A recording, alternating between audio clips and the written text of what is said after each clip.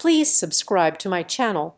This is my sincere request to you, honey. My brother's text arrived at 3:47 in the afternoon. Skip New Year's. You are an embarrassment. My fiancé cannot know your situation. The problem was that situation was chairing a boardroom meeting worth hundreds of millions. The irony. His bride-to-be just walked in as the opposing lawyer. She froze the second she saw me. But the real knife twist was not her realization. It was what I had prepared long before they decided to be ashamed of me. My name is Riley Bailey, and at 3:47 in the afternoon on December 28th, I was arguably the most powerful person in the city of Seattle. I was sitting at the head of a mahogany table that cost more than my brother's car, staring down the barrel of a fourth quarter financial report that was nothing short of miraculous. The air in the room was recycled, cool, and smelled faintly of expensive coffee and aggressive ambition. Across from me, Victor Shore, my chief financial officer,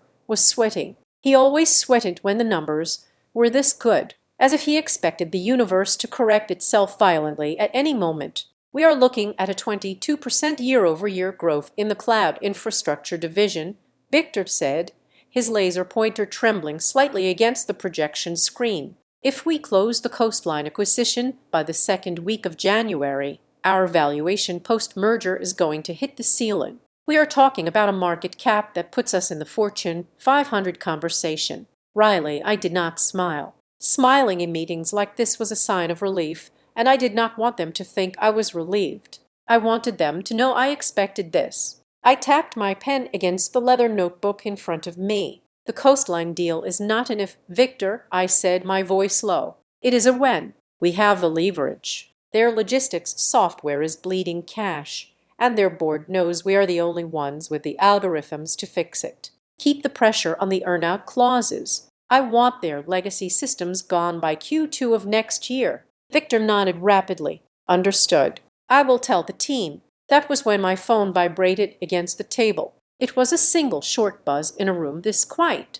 It sounded like a gunshot. I usually kept my personal device in my bag during board-level strategy sessions, but today was different. It was the holiday season. The city was winding down. I had left it face down next to my water glass. I flipped it over. The screen lit up with a notification from Dylan, my older brother, the golden boy, the man whose approval had been the currency my family traded in since I was 6 years old. The preview message was long, but the first sentence was enough to make the temperature in the room drop 10. Don't come to New Year's. Serious request, Ree. I kept my face perfectly neutral. I looked up at Victor, who is now talking about projected tax liabilities for the upcoming fiscal year. I nodded at him to continue, then looked back down and unlocked the phone. The full message was worse. It was not just a request. It was an eviction notice from my own bloodline.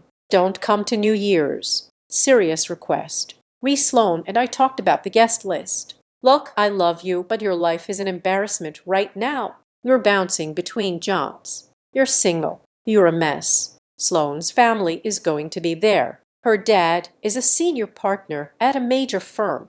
I can't have you sitting there answering questions about whatever temp gig you're doing this month. Sloan doesn't know about your situation, and I want to keep it that way. Stay home. It's better for everyone. My thumb hovered over the screen. My situation. I looked around the room. I looked at the floor-to-ceiling glass walls that offered a panoramic view of the gray rain-slicked skyline. I looked at the logoed Strathheft systems etched into the frosted glass of the door, a company I had built from a laptop and a stack of maxed-out credit cards into a logistics empire that was currently reshaping the entire North American supply chain. Dylan thought I was a temp. He thought this because I never told him otherwise. 7 years ago, when my first startup imploded and I lost my apartment, Dylan had told me I was destined for mediocrity. My parents had sighed and agreed. So when I clawed my way back, when I built Strathheft, I kept it to myself. I let them believe what they wanted to believe.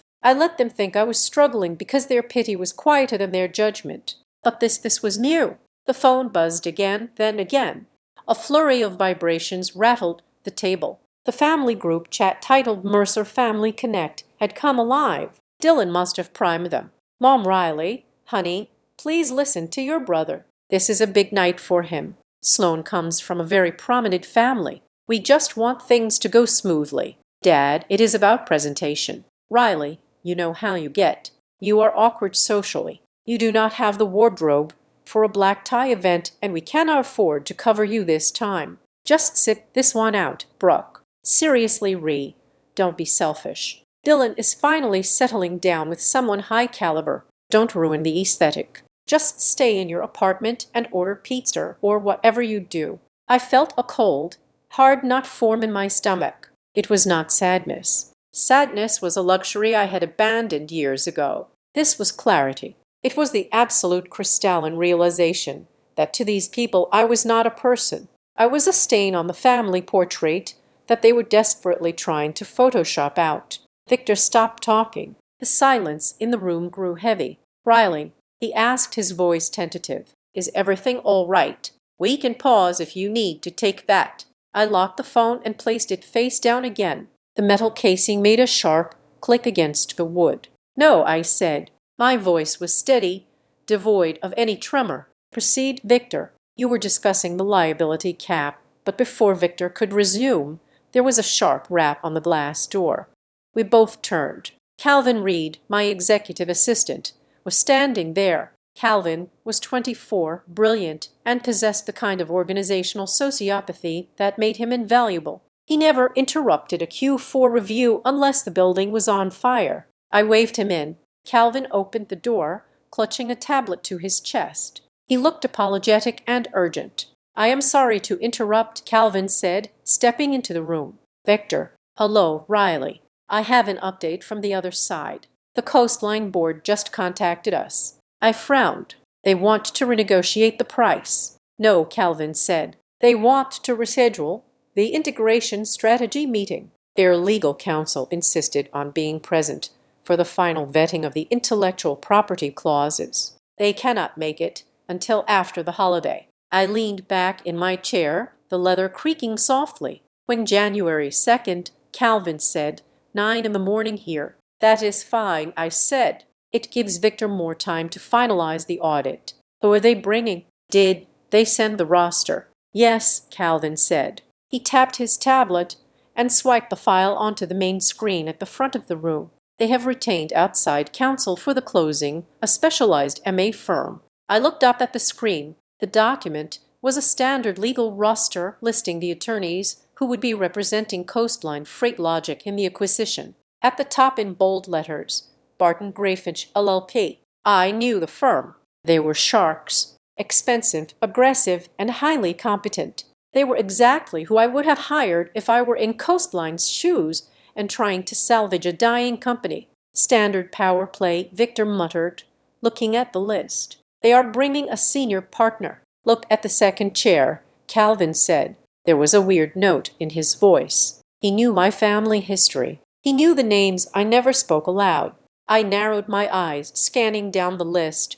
Lead counsel Arthur Finch, senior partner, and right below him second chair Sloane Harrington, senior associate. The world stopped spinning for exactly 1 second. I stared at the name, Sloane Harrington, my brother's fiancée, the woman who was too good to know about my situation, the woman whose family was so prominent that my presence at a New Year's party would constitute a social disaster. She was not just a lawyer. She was the lawyer coming to my boardroom to negotiate the surrender of a company I was buying for $350 million. She was coming here to strut her forge to the 52nd floor. I looked at the phone sitting face down on the table. The messages were still there, invisible but heavy as lead. Your life is an embarrassment. Sloane doesn't know. A laugh bubbled up in my throat. A dark, jagged thing that I swallowed before it could reach my lips. Dylan was right. Sloane didn't know. She had no idea that the awkward, unemployed sister she had likely heard horror stories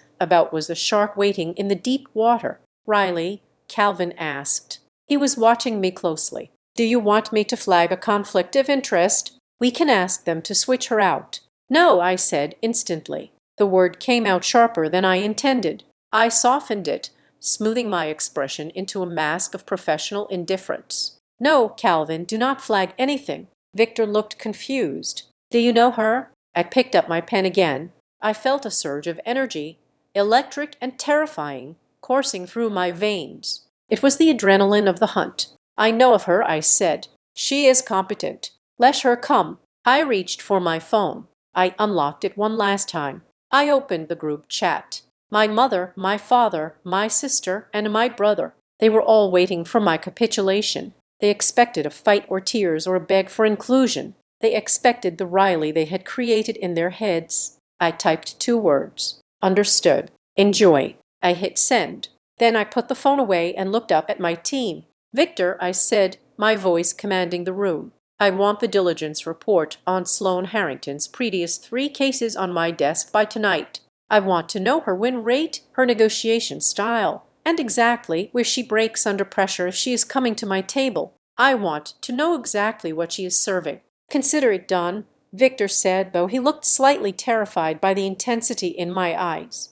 "Calvin," I continued, "confirm the meeting for January 2nd. Ensure the boardroom is prepped. I want the full intimidation package, the smart glass, the catered breakfast, the NDA protocols strictly enforced at the door." "Got it," Calvin said. I stood up and walked to the window. The city of Seattle lay spread out below me, a grid of lights fighting against the winter gray. Somewhere out there, my brother was probably laughing with his fiancée, clinking glasses, relieved that he had successfully pruned the dead weight from his perfect life. He thought he had won. He thought he had erased me. He had no idea. I looked at my reflection in the glass. I didn't look like embarrassment. I looked like a predator who had just smelled blood in the water. "You want me to disappear from the party? Dylan, you want to hide your shameful sister from your high-powered life. Fine. I will not come to your party. I will not eat your appetizers or ruin your aesthetic. I will wait. I will wait until January 2nd. I will wait until the doors of this boardroom slide shut and there is nowhere left to run. You want me to disappear, but I am going to show up in the one place where you cannot hide.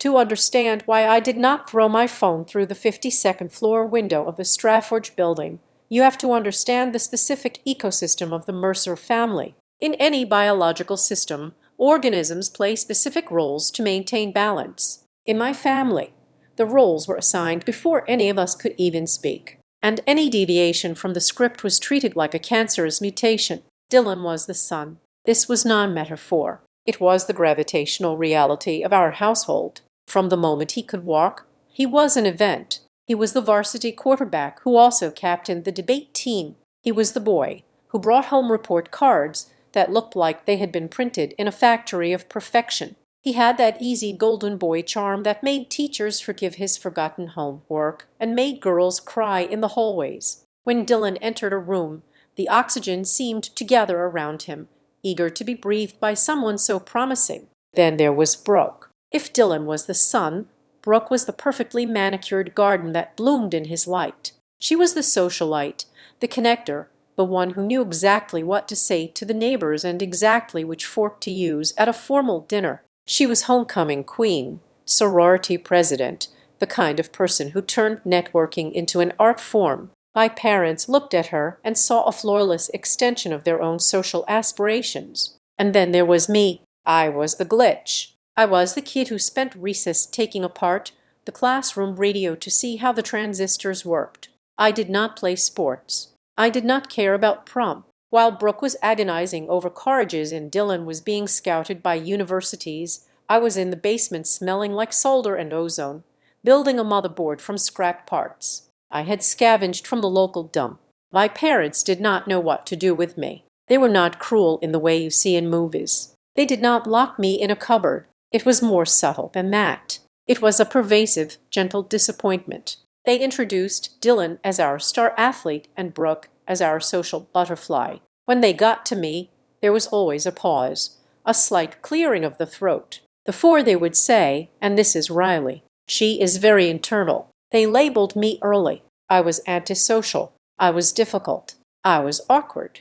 When I scored in the 99th percentile on my standardized tests, there was no celebration dinner. My father just looked at the paper, frowned, and asked why I could not apply that same focus to making friends. My achievements were treated as accidents, statistical anomalies that did not fit the data set they had already compiled on my life. To them, my intelligence was a party trick that did not make up for my lack of social grace. But the real damage, the thing that truly calcified my heart against them, happened 7 years ago. I was 29. I had just launched my first startup, a cloud-based inventory management system called LogiTrack.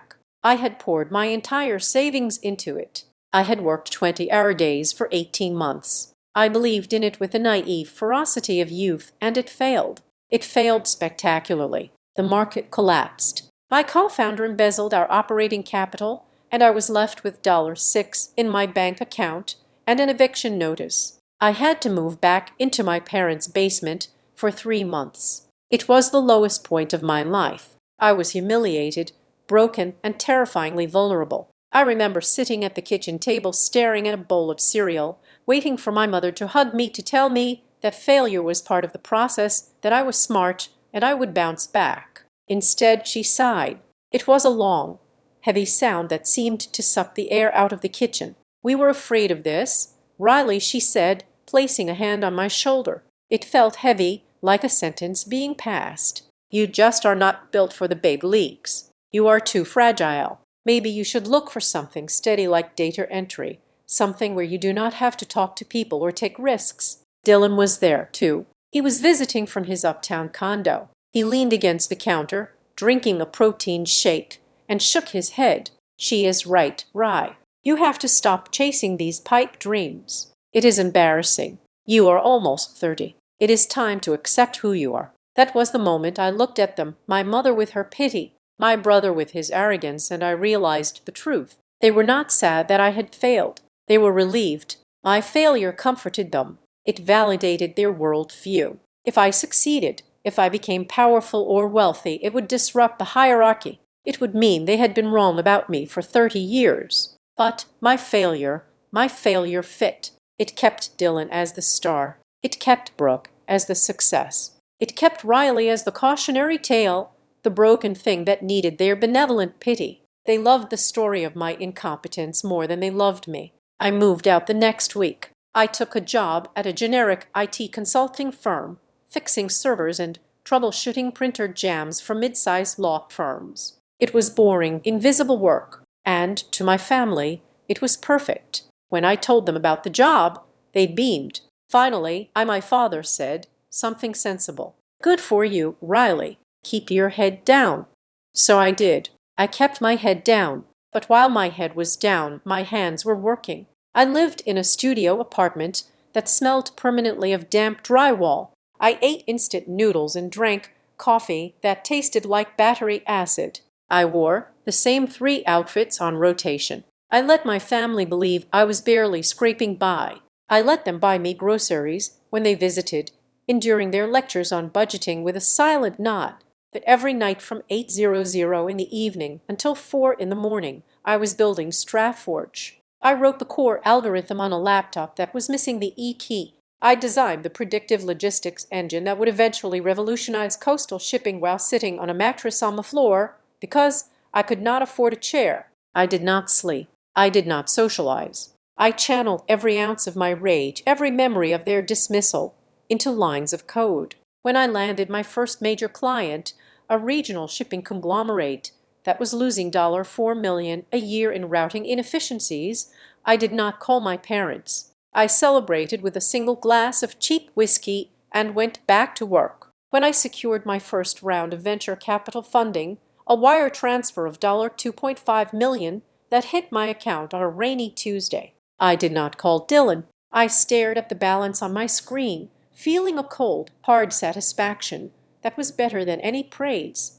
When Stratford grew too big for my apartment and I leased a 10,000 QFT office space in the financial district, I did not invite Brooke to the opening. I told the family I was picking up extra shifts at the IT firm. Why? Because I had learned the most important lesson of my life. When people have decided who you are, they will punish you for proving them wrong. If I had told them about my success in the early days, they would have found a way to poison it. They would have called it luck. They would have warned me I was going to lose it all again. Dylan would have tried to offer business advice despite never having run a company in his life. My mother would have told me not to get my hopes up. They would have trampled the sprout before it could become a tree. So I built a wall of silence. I let them have their narrative. I let them tell their friends at the country club that poor Riley was getting by and doing her best in IT support. I let them feel superior. I let them buy me charity gifts at Christmas, gift cards for grocery stores, sensible socks while I was signing checks for six figures. It became a game, a dark private game of chess where I was the only one who knew the pieces were moving. I remember one dinner about 2 years ago. Strataforge had just been valued at $50 million. I was exhausted, running on adrenaline and caffeine, but I went to my parents' house for a Sunday roast. Dylan was there talking loudly about a promotion he had received. He was now a regional manager for a pharmaceutical sales company, a good job, a respectable job. He was bragging about his bonus, about the new lease on his Audi. It is all about the hustle. Riley, he said, pointing a fork at me, you have to be hungry. You cannot just sit in a cubicle and wait for life to happen. Maybe I can send you some books on motivation. Might help you get out of that rut. I looked at him. I looked at his mid-range suit. I looked at the watch on his wrist that cost less than the office chair I sat in every day. Thanks, Dylan, I said, cutting my potatoes. I will look into it. She is doing fine, Dylan, my mother said, patting my hand condescendingly. Not everyone is ambitious like you. The world needs worker bees too. Right, Riley? Right, Mom? I said worker bees. I went home that night and authorized the acquisition of a competitor for $12 million. The silence was not just protection anymore. It was power. Every time they underestimated me, I added another zero to my net worth. Every time they called me awkward or slow, I refined the user interface of my software until it was sharper than a scalpel. They thought I was drowning in the deep end of the pool, struggling to keep my head above water. They had no idea that I wasn't drowning. I was the one building the ocean. And now, with the coastline deal on the table, with the valuation of my company about to skyrocket into the stratosphere, the gap between their version of Riley and the reality of Riley had become a canyon. I had spent 6 years in the dark, tempering myself like steel. I had traded warmth for strength. I had traded their approval for my own sovereignty. So when Dylan texted me that my life was an embarrassment, he was speaking to a ghost. He was speaking to the version of me that died in that basement 7 years ago. He was insulting a woman who no longer existed. The woman who existed now did not need his approval. She did not need his invitation to a New Year's party. She did not need a seat at his table. She owned the table. And the tragedy, the absolute hilarious tragedy of it all was that he was about to walk into the boardroom of the embarrassment he had pied for a decade.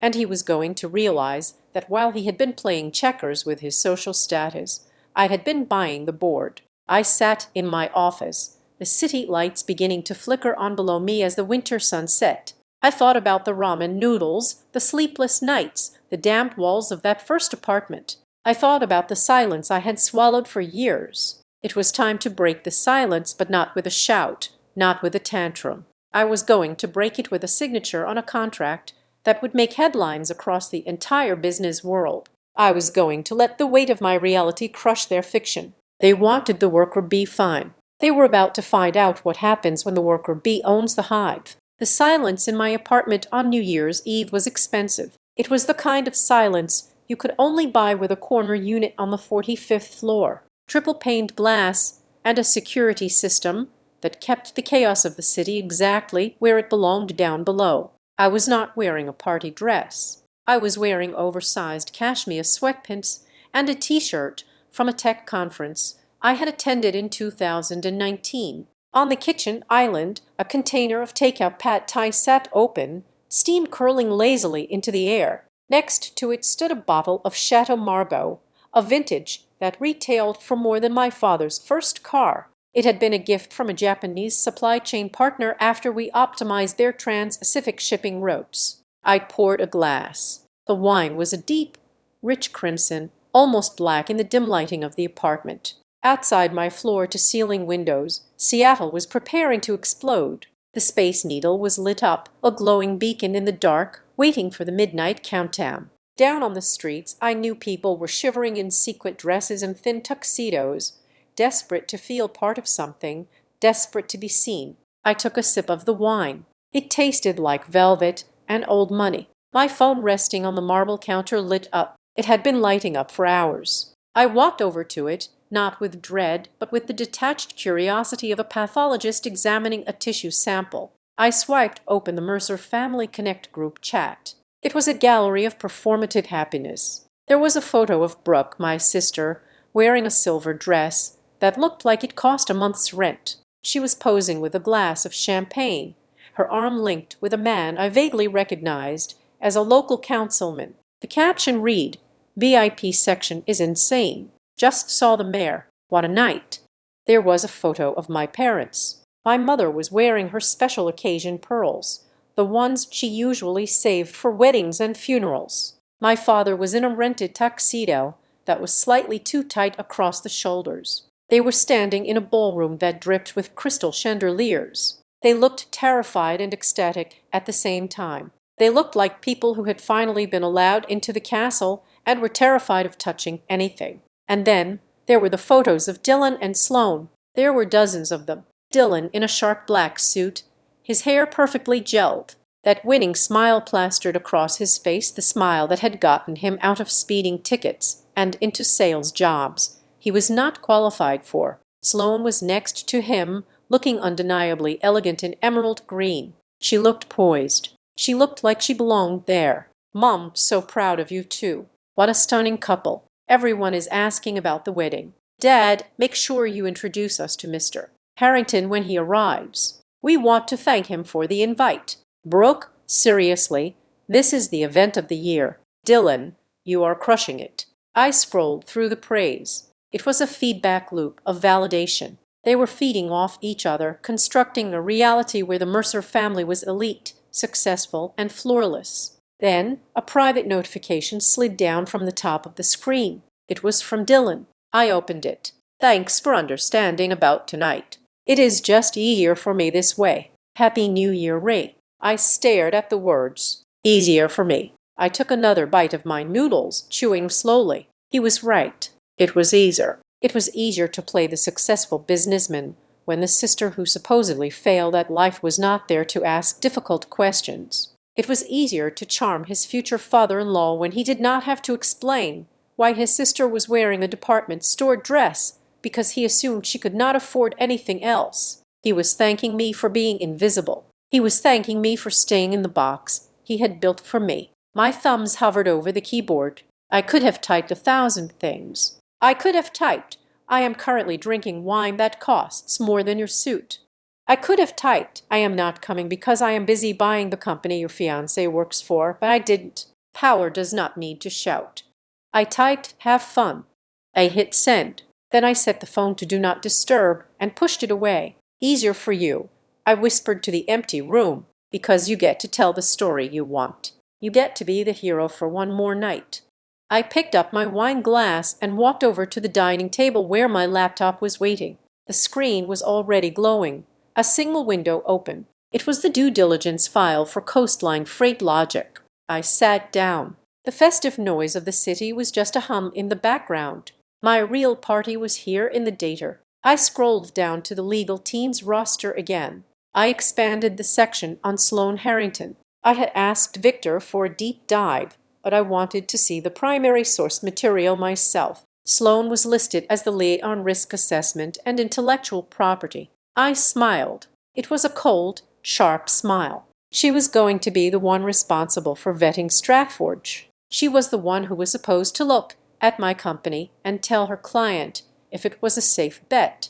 She had been assigned to investigate me, and she didn't even know who me was. I looked at the timestamps on the shared data room logs. Sloane had accessed the files 3 times in the last 24 hours. She was working over the holiday, too. She was diligent. I respected that. She was preparing to walk into that boardroom on January 2nd and tear the opposing CEO apart. She probably had a list of aggressive questions prepared. She probably had a strategy to drive the price down. She was preparing for a battle of wits. She had no idea she was walking into an execution. I closed the file and stood up. I felt a restless energy in my legs. I walked to my bedroom, to the walk-in closet that was larger than the bedroom I had grown up in.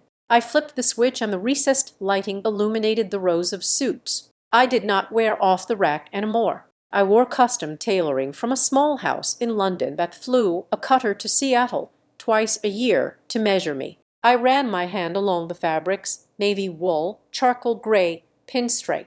I stopped at a suit I had commissioned 2 months ago. It was a deep midnight blue, so dark it looked black in the dim light. The cut was severe, architectural. It was a suit that did not ask for permission. It was a suit that commanded silence. I pulled it out and hung it on the valet stand. Next to it, I placed a white silk blouse, high collar, no cleavage, professional, clinical. I opened the watch drawer. My collection was modest but significant. I bypassed the Cartier tank, too soft. I bypassed the Apple Watch, too tech, bro. I reached for the vintage Omega Speedmaster. It was a man's watch. Technically, it was heavy, mechanical, and timeless. It was the kind of watch worn by people who landed on the moon. It was a watch for pioneers, not passengers. I placed it next to the suit. This was my costume. This was the armor I would wear when I walked into the room. I was not doing this to show off. If I wanted to show off, I would have driven my Porsche to their party and crashed the gates. I would have flashed my bank account balance on the projector. But that was petty. That was the reaction of a wounded child. This was different. I chose these things to remind myself, when I put on that suit on January 2nd, I would not be Riley the screw-up. I would not be Riley the antisocial little sister. I would be Riley Bailey, the architect of a billion-dollar logistics network. I would be the woman who stayed up until 4 in the morning writing code while Dylan was sleeping off hangovers. I would be the woman who ate rice and beans for 3 years so she could afford server space. I was dressing for the person I had become, not the person they remembered. My laptop came with a new email. It was Calvin. Of course, it was Calvin. He did not believe in holidays either. Subject: draft press release for review. Riley, attached is the draft for the acquisition announcement. Per your instructions. We have the embargo set to lift 48 hours after the signing concludes. This will go to the Wall Street Journal, Bloomberg, and TechCrunch simultaneously. If the deal signs on the 2nd, the world knows by the morning of the 4th. Let me know if you want any changes to the quote in the 3rd paragraph. Calvin, I read the email twice, 48 hours. That was the timeline. On January 2nd, the truth would enter the boardroom. On January 4th, the truth would enter the world. Even if Dylan managed to survive the meeting, even if he managed to keep his composure in front of his fiancée, the clock was already ticking. The press release would go out. My name, Riley Bailey, founder and CEO, would be plastered across every business feed in the country. His friends would see it. His colleagues would see it. Sloane's father, the senior partner, would definitely see it. There would be no hiding it. Then I felt a strange sense of calm. I wasn't planting a bomb. I was just turning on the lights. If the structure of their lies couldn't stand the light, that wasn't my fault.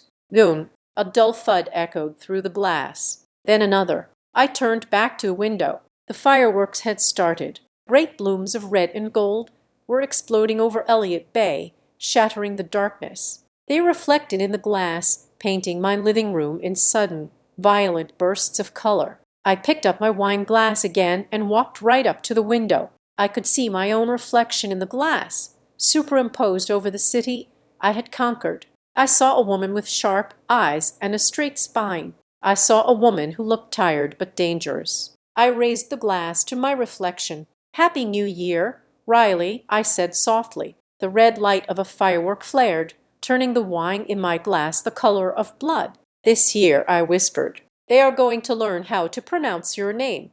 I drank the wine. It was smooth, complex, and finished with a note of iron. I turned my back on the fireworks, on the city, on the distant party where my family was toasting to a lie. I went back to the table, sat down, and opened the next file. There was still work to do. The calendar on the wall said January 2nd, but the atmosphere inside the boardroom of Stratford Systems felt like the absolute zero of deep space. This room was my cathedral. It was located on the top floor of the tower, encased in soundproofed glass that offered a 360 view of the gray Seattle morning. The table was a single slab of black obsidian, polished to a mirror sheen, cold enough to sack the heat from your forearms if you rested them on it for too long. There were no messy cables, no projectors, no clutter. The screens were embedded directly into the stone surface, invisible until activated. The logo, a stylized geologic stratum, was etched into the frosted glass doors, a subtle reminder of the pressure required to create something solid. I sat at the head of the table. To my right sat Ruth Clean, my chief technology officer. Ruth was a woman who spoke in code and thought in binary. She was wearing a hoodie under a blazer, a look she had earned the right to wear by building the architecture that ran 30% of the West Coast's shipping logistics. To my left sat Mara Jennings, my general counsel. Mara was the opposite of Ruth. She was sharp angles and terrifying competence. A former federal prosecutor who treated contract law like a contact blood sport. We did not speak. We did not need to. We were a phalanx waiting for the invasion. They are in the elevator. Calvin's voice came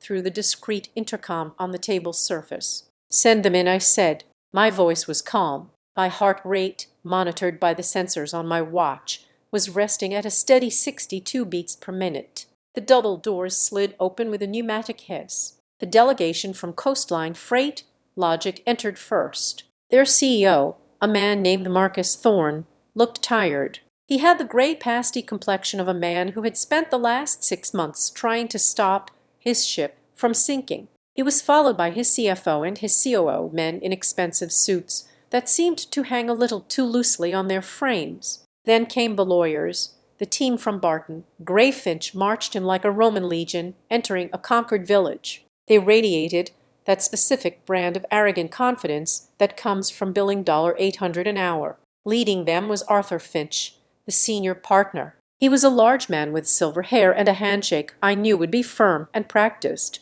Behind him were 2 junior associates carrying boxes of files. And then there was the second chair. Sloane Harrington walked in. She was looking down at her tablet, her stylus moving rapidly across the screen. She was wearing the same charcoal suit she had worn in one of the photos from the New Year's party, though the emerald jewelry was gone, replaced by simple pearl studs. She looked professional. She looked focused. She looked entirely unaware that she was walking into the blast radius of her own social circle. I did not stand up in my boardroom. Guests stood until I invited them to sit. It was a power dynamic I had established early on, and I never deviated from it. Good morning, I said. The group stopped. Marcus Thorne looked at me, a flicker of confusion crossing his face. He had expected to see the frantic energy of a startup founder. Instead, he found a woman sitting in a black architectural chair, motionless as a statue.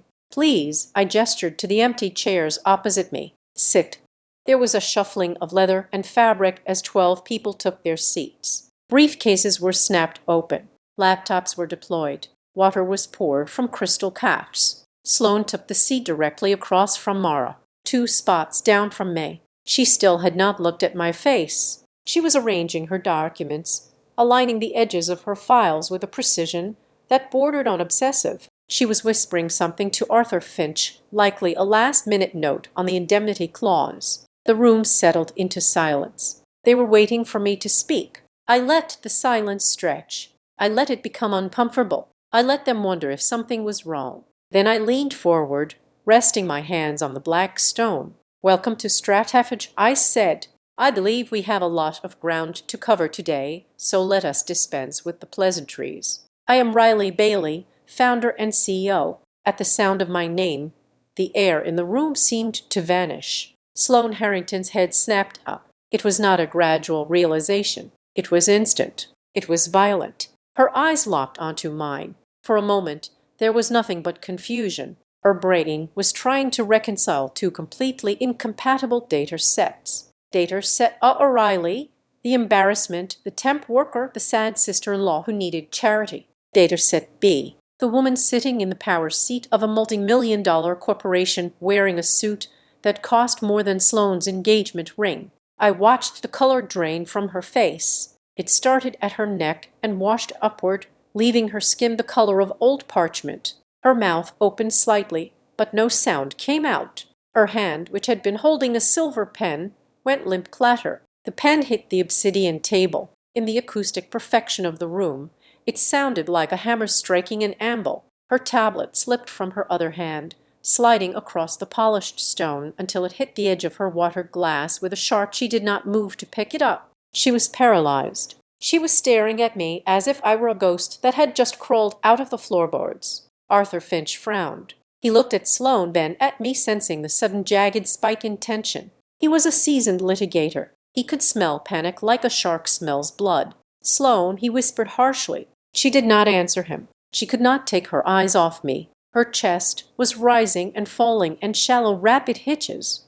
She stammered. Her voice was thin, barely audible. "I hear." Arthur Finch looked back at me, his eyes narrowing in calculation. "MS. Bailey," he said, his voice smooth but cautious. "Do you and MS. Harrington know each other?" I held Sloane's gaze. I did not blink. I did not smile. I kept my face completely blank, a mirror reflecting her own terror back at her. "We have met," I said calmly. Sloane flinched. She looked like she was waiting for the blow. She was waiting for me to say, "Yes, she is marrying my brother." She was waiting for me to bring the messy personal drama onto the table and destroy her professional credibility right there. That I was not going to give her that relief. I was not going to make this about family. That would be too easy. That would be emotional. "We met at a function," I continued, my voice bored. Briefly, I believe it was strictly social. I emphasized the word social with a tone that suggested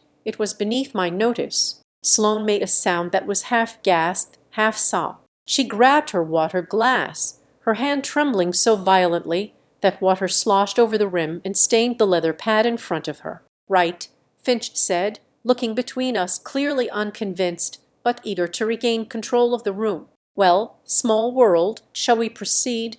"Yes," I said. "Let us proceed." I tapped the surface of the table. The screens in front of everyone lit up simultaneously, displaying the acquisition summary. "As you can see," I began, my voice shifting into a lower register, the voice of the surgeon picking up the scalpel. "The offer is $350 million for 100% of Coastline's equity. This is an all-cash offer. There is no stock swap. There is no financing contingency." I saw Marcus Thorne's eyes widen. Cash, that was the magic word. However, I continued, pacing my words like a metronome. "This valuation is contingent on a full restructuring of your data architecture within the first quarter. My team has analyzed your legacy systems. To be blunt, they are archaic. You are bleeding 12% of your revenue through routing inefficiencies and another 8% through redundant middle management." I looked directly at the COO. He swallowed hard and looked down. "We are not just buying your trucks and your warehouses," I said. "We are buying your client list. The rest of it, the software, the protocols, the management structure, we are going to gut." I spoke for 20 minutes. I did not look at notes. I knew every number, every liability, every clause. I dismantled their company piece by piece, laying out its flaws with clinical precision, and then explained exactly how I would rebuild it. The room was mesmerized. Even Arthur Finch was nodding, impressed by the sheer brutality of the logic. But Sloane was disintegrating. She was trying to take notes, but I could see her scream. She was just drawing jagged lines. She was sweating. A sheen of perspiration had broken out on her forehead. Every time I looked in her direction, she flinched. She was waiting for the other shoe to drop. She was waiting for me to mention Dylan. She was realizing second by agonizing second that everything she had been told about me was a lie. And if that was a lie, what else was? I said, leaning back. "I understand there were some concerns regarding the intellectual property transfer of the proprietary tracking codes. MS. Harrington, I believe you are the lead on that section." I turned my full attention to her. "MS. Harrington?" I asked. The room turned to look at her. Sloane looked up. Her eyes were red-rimmed. She looked at me, and in her face I saw the total collapse of her composure. She opened her mouth to speak about copyright law, about patent infringement, about anything that made sense, but nothing came out. She croaked. She cleared her throat, but the blockage remained. Then the IP. She looked at Arthur Finch. Panic was radiating off her in waves. "I am sorry," she whispered. Her voice cracked. I cannot. She stood up abruptly, her chair scraped loudly against the floor, a screeching sound that made everyone jump. "I need a moment," she said, clutching her tablet to her chest like a shield. "Excuse me, please. I need a moment." She did not wait for permission. She turned and practically ran for the door. She fumbled with the handle, her coordination gone before finally wrenching it open and disappearing into the hallway. The door hissed shut behind her. The silence that followed was heavy, thick with confusion and embarrassment. Arthur Finch looked furious. To have his second chair flee the room in the middle of a multi-million-dollar negotiation was a professional catastrophe. "I apologize," Finch said, his face tightening. "Ms. Harrington she has been under the weather. I will handle the IP section myself." "That would be best," I said. My voice was completely devoid of sympathy. "We do not have time for delays. Strafford operates on efficiency. Mr. Finch, I expect your team to keep up." "Of course," Finch said, adjusting his tie. "It will not happen again." We continued the meeting. I did not ask if she was okay. I did not ask for a recess. I simply turned the page on the digital display and moved on to the next item, employee severance packages. As Ruth began to outline the technical integration timeline, I let my gaze drift to the glass wall that separated the boardroom from the outer corridor. Through the layers of soundproof glass, I could see the hallway. Sloane was there. She was standing by the window, her back to the boardroom, her hand pressed against the glass as if she were trying to hold herself upright. She had her phone to her ear. I could see her shoulders shaking. She was speaking rapidly, frantically. She was gesturing with her free hand, a wild, desperate motion. She was calling Dylan. I knew it with the certainty of gravity. She was calling the man who had told her I was a joke. She was calling the man who had told her to ban me from the party to save face. She was asking him why his embarrassment of a sister was currently sitting in a chair worth more than his car. Dissecting his fiancée's career with a surgical knife, I watched her for a moment longer. I watched the way she crumbled. Then I turned my attention back to the table. "Mr. Thorne," I said, interrupting the discussion, "let us talk about the earnout period. I am willing to offer you a shorter timeline, but in exchange, I want full control of the board seats effective immediately upon signing." I saw Marcus Thorne hesitate, then nod. He was broken. He just wanted to sign and go home.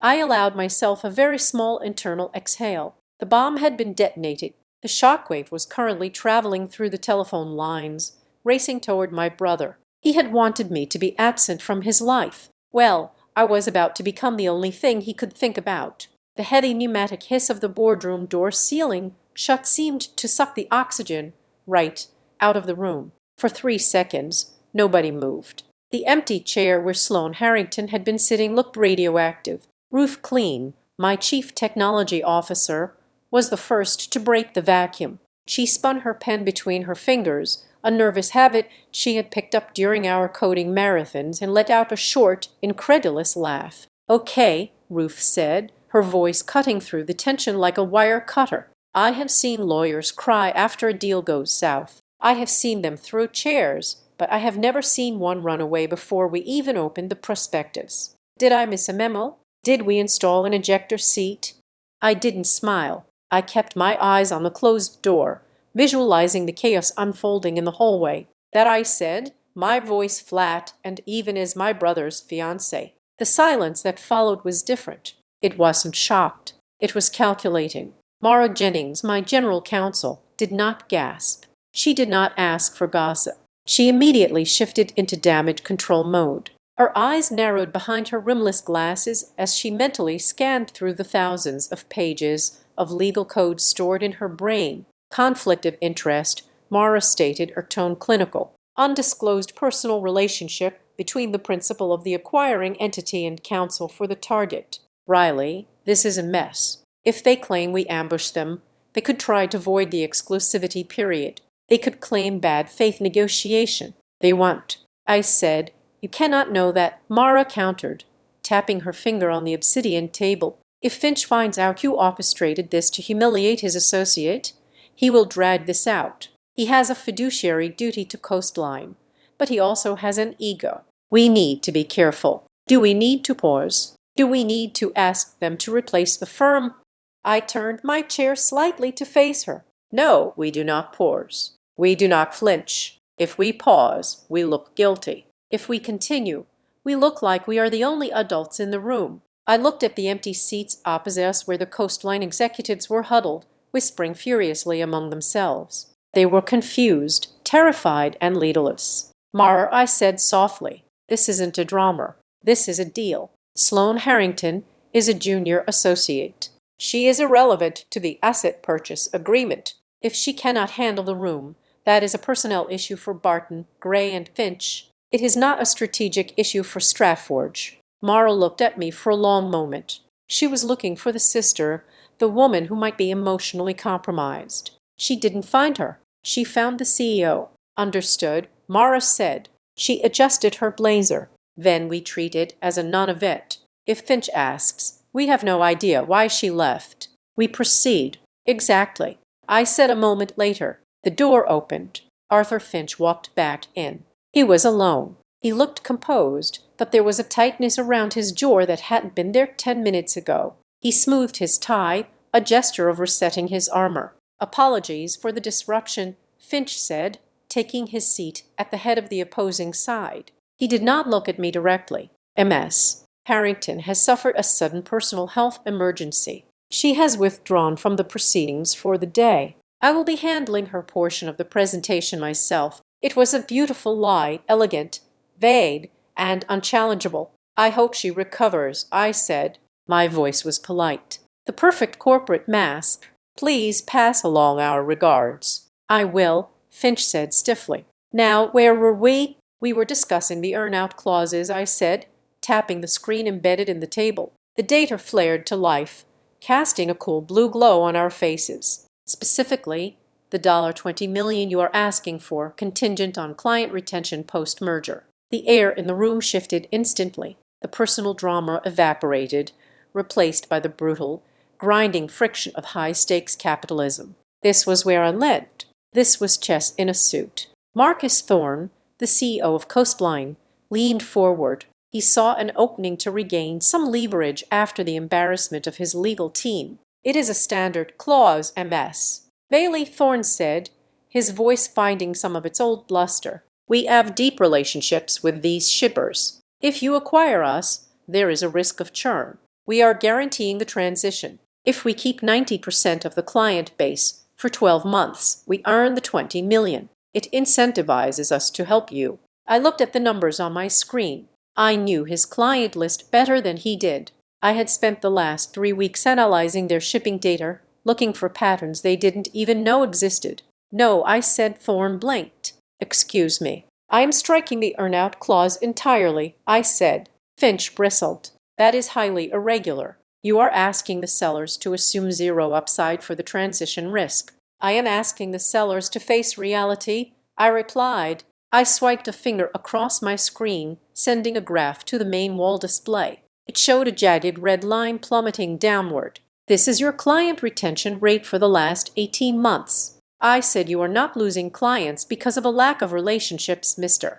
Thorne. You are losing them because your latency on package tracking averages 4 hours. My system does it in real time. You are losing them because your routing algorithm sends trucks into gridlock because it doesn't account for weather patterns. Mine does. I leaned forward, clasping my hands. I do not need you to retain your clients, I said, my voice soft but absolute. I am going to save them from you. Once they switch to the Stratford platform, their efficiency will increase by 30% in the first week. They are not going to leave. They are going to thank me for buying you. So no, I will not pay you an extra $20 million to solve a problem that I'm already fixing. Thorne opened his mouth to argue, but he stopped. He looked at the graph. He looked at the data points I had highlighted. Delivery times, fuel costs, customer complaint tickets. He realized in that moment that I wasn't just buying his company.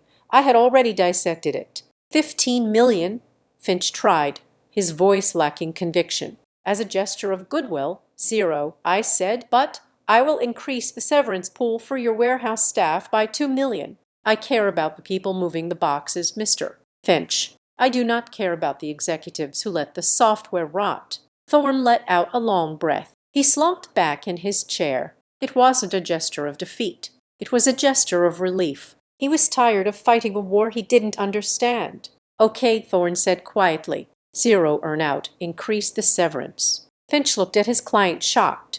"Marcus, we should push back on this." "No," Thorne said. He looked at me. There was a strange expression on his face. It wasn't anger. It was respect. "She is right. The tech is the problem. We couldn't fix it." The rest of the meeting was a blur of technicalities. Mara shredded their indemnity requests. Roof exposed 3 security vulnerabilities in their server architecture that knocked another $5 million off the closing costs. We were a machine. We were unstoppable. By the time the memorandum of understanding was ready to be signed, it was past 1:00 in the afternoon. The adrenaline was starting to fade, replaced by a dull, throbbing headache behind my eyes. As we stood up to shake hands, a formality that felt archaic given the brutality of the last 4 hours, Marcus Thorne walked around the table. He was a man in his 60s, a titan of the old industry. He had built Coastline with trucks and sweat in the 80s.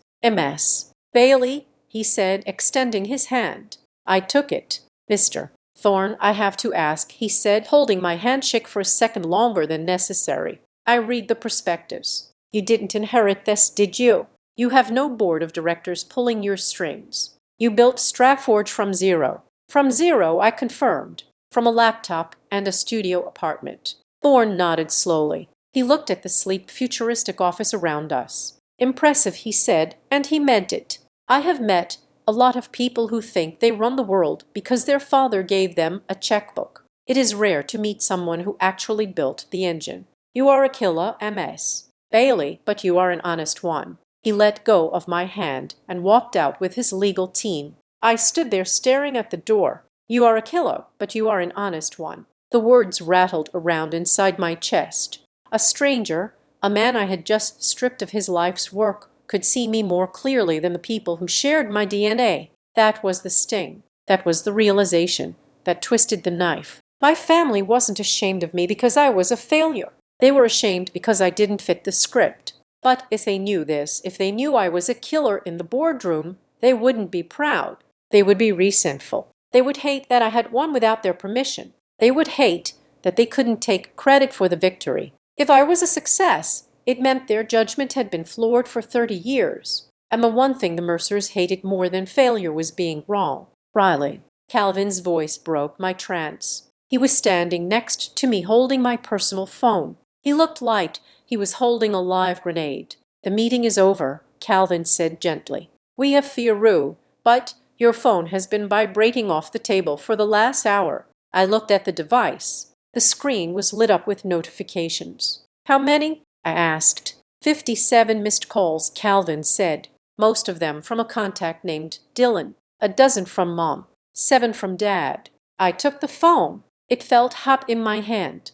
I unlocked it. The screen was a chaotic waterfall of panic. "Dylan, 12:04 p.m. Pick up the phone." "Dylan, 12:05 p.m. What are you doing, Dylan?" 12:10 p.m. "Sloan is hysterical. She says you're the buyer." "Is this a joke?" "Mom, 12:30 p.m. Riley, call your brother immediately. He says you are ruining everything." "Dad, 12:45 p.m. We need to talk now. What is this game you are playing?" I scrolled through them. The tone shifted from confusion to anger to desperation. They weren't asking how I did it. They weren't asking if I was proud. They were only concerned with how my success was inconveniencing them. "Sloan is hysterical. You are ruining everything." I had just closed a $350 million deal. I had secured the future of 500 employees. I had reshaped the industry. And my mother's only comment was that I was ruining Dylan's day. I felt a cold, dark laughter bubbling up in my throat again. It was the same laugh I had suppressed when Dylan sent the first text. "Are you okay?" Mara asked, packing up her files. She saw the look on my face. "I am fine," I said. "I am just replying to some fan mail." I opened the family group chat. It had been silent since might have fun message the night before. Now, it was a war zone of unanswered questions. I didn't offer an explanation. I didn't offer an apology. I didn't try to justify why I had kept Stratford a secret. I typed one line. I never lied. You just never asked. I hit send. I watched the read receipts appear instantly. They were all watching their phones. They were all waiting. Calvin, I said, handing the phone back to him. File Theroux. Get the press release ready for the 48-hour trigger. On it, Calvin said. He started to walk toward the door, then stopped. He looked at his tablet, and his face went pale. He turned back to me. Riley, he said, his voice dropping to a whisper. I just got a ping from the front desk security. Who is it? I asked, though I already knew. I could feel it in the air. The storm hadn't just stayed on the phone. It had arrived at the gates. It is your mother, Calvin said. Ella Mercer. She's in the lobby. She is demanding to see you. She told the security guard she is not leaving until you come down, or she is coming up. I looked out the window at the gray skyline. The high of the deal was gone. The chess match in the suit was over. Now the real fight was beginning. She doesn't have a security clearance, I said calmly. But if we make a scene in the lobby, it will end up on social media. I straightened my blazer. I checked my reflection in the black glass. I looked untouchable. Tell security to issue her a visitor pass, I said. Escort her to my office. Not the boardroom. My office. Are you sure? Mara asked. I can have legal go down there and remove her. No, I said. Legal can't fix this. Laura, this isn't a contract dispute. I walked toward the door. This is a hostile takeover. My executive office was designed to be a sanctuary. It was a corner suite walled with soundproof glass that turned the chaos of the city into a silent movie. The decor was minimalist white oak floors, a desk made of reclaimed steel, and a single expansive view of the Puget Sound. It was a space that usually made me feel calm, centered, and in control. But as Calvin opened the door and ushered my mother in, the room suddenly felt very small. Ella Mercer did not walk in. She hesitated on the threshold. She was wearing her beige trench coat, belted tightly at the waist, and her hair was perfectly coiffed, though a few strands had escaped,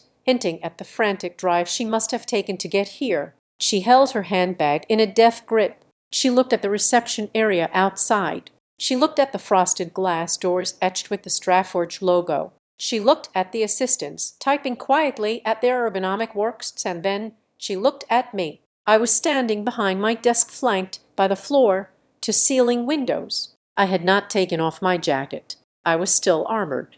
Mom, I said it was not a greeting. It was an acknowledgement of presence. Elaine took 2 steps into the room. Her eyes were darting around, trying to process the visual data that contradicted 30 years of her assumptions. She looked at the expensive abstract art on the wall. She looked at the view that only people with 8-figure or a net worths got to look at. Then her eyes landed on the coffee table. Sitting there right in the center was the current issue of Letrine magazine. I had not put it there for her. Calvin kept a copy in the office for visitors. The cover featured a stark black and white portrait of me looking away from the camera with the headline, "The Invisible Architect: How Riley Bailey Built a Logistics Empire in the Dark." Elaine walked over to the table. Her movements were stiff like a marionette with tangled strings. She picked up the magazine. She stared at my face on the cover. She stared at the Stratford logo behind me on the glossy paper. She looked up, and her expression was a terrifying mix of awe and betrayal. It was the look of someone whose operating system had just crashed. "What is this?" she asked. Her voice was thin, barely a whisper. She gestured vaguely at the room, the magazine, the city below us. "Riley, what is this?" "It is my company," I said. I kept my voice level. "I built it. We launched 6 years ago. 6 years." She repeated the words as if they were in a foreign language. "But you work in IT support. You fix computers. You told us you were struggling with rent last year." "I never told you I was struggling with rent." I corrected her gently. "I told you I was budgeting. You assumed I was poor because it fit the narrative you and Dad wrote for me." Elaine dropped the magazine back onto the table. It made a slap sound that echoed in the quiet room. The shock was fading, replaced rapidly by the defensive indignation that was her default setting whenever she felt foolish. "How could you not tell us?"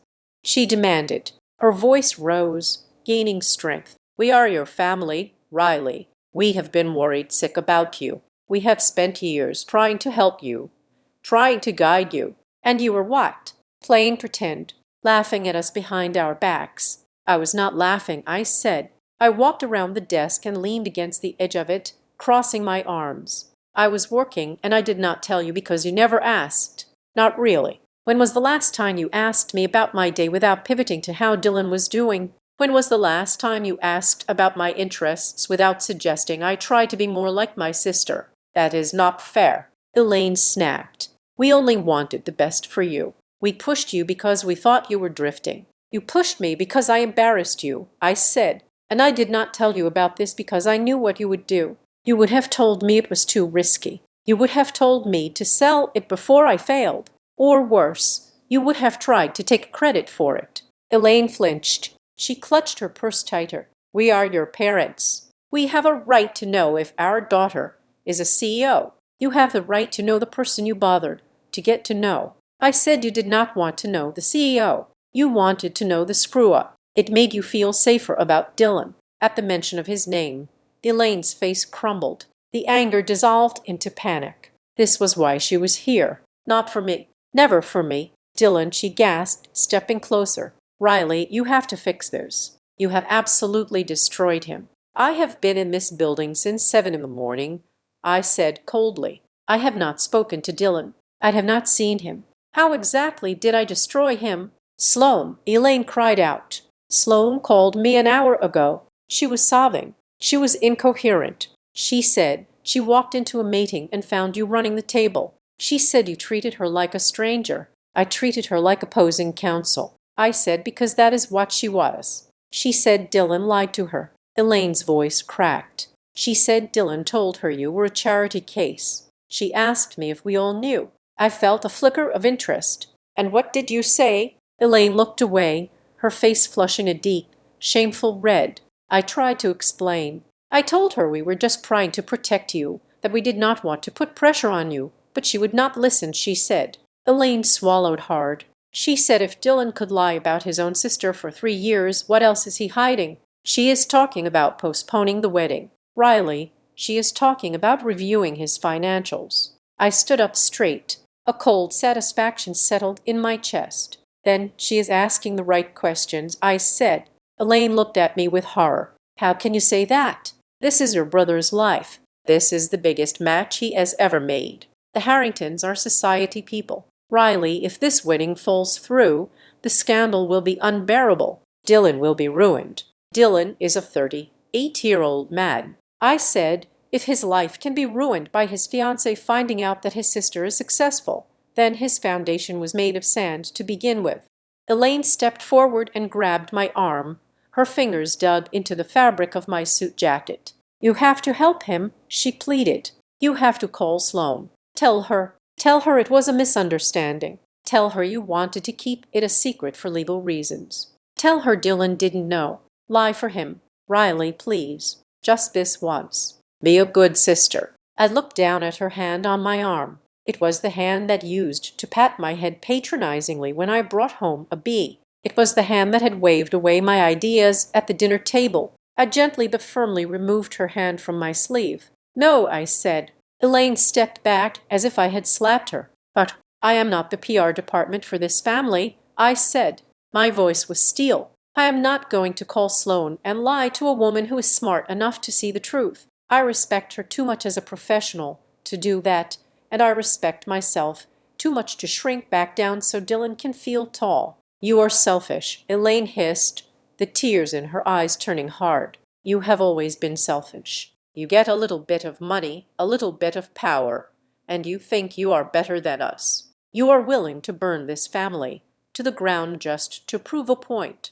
I didn't like the match. "Mom," I said, "Dylan did. He told me I was an embarrassment. He told me not to come to the party because I wasn't good enough for his new life. Well, he got his wish. I wasn't at the party. I was at work. And now he has to deal with the employee he sent to check on me." Elaine opened her mouth to scream, to beg, to curse. I wasn't sure which, but before she could speak, the intercom on my desk buzzed. "Riley, Calvin's voice cut through the room. He sounded tense. I walked over and pressed the button. "Yes, Calvin." Security just called from the lobby. Calvin said, "Dylan is here." Elaine gasped, her hand flying to her mouth. "He is attempting to bypass the turnstiles." Calvin continued, "The guards are holding him, but he is making a scene. He is shouting that he needs to see you. He says he is your brother." I looked at Elaine. She looked terrified. She knew what Dylan was like when his reality was threatened. He was a cornered animal. "Let him up," I said into the intercom. "Are you sure?" Calvin asked. "He sounds unstable." "Let him up," I repeated. "But just him. No one else, and tell security to stand outside my door." "Copy that," Calvin said. The line went dead. "He is going to be furious," Elaine whispered. She looked around the room as if looking for a place to hide. "Riley, please don't provoke him." "I am not going to provoke him," I said.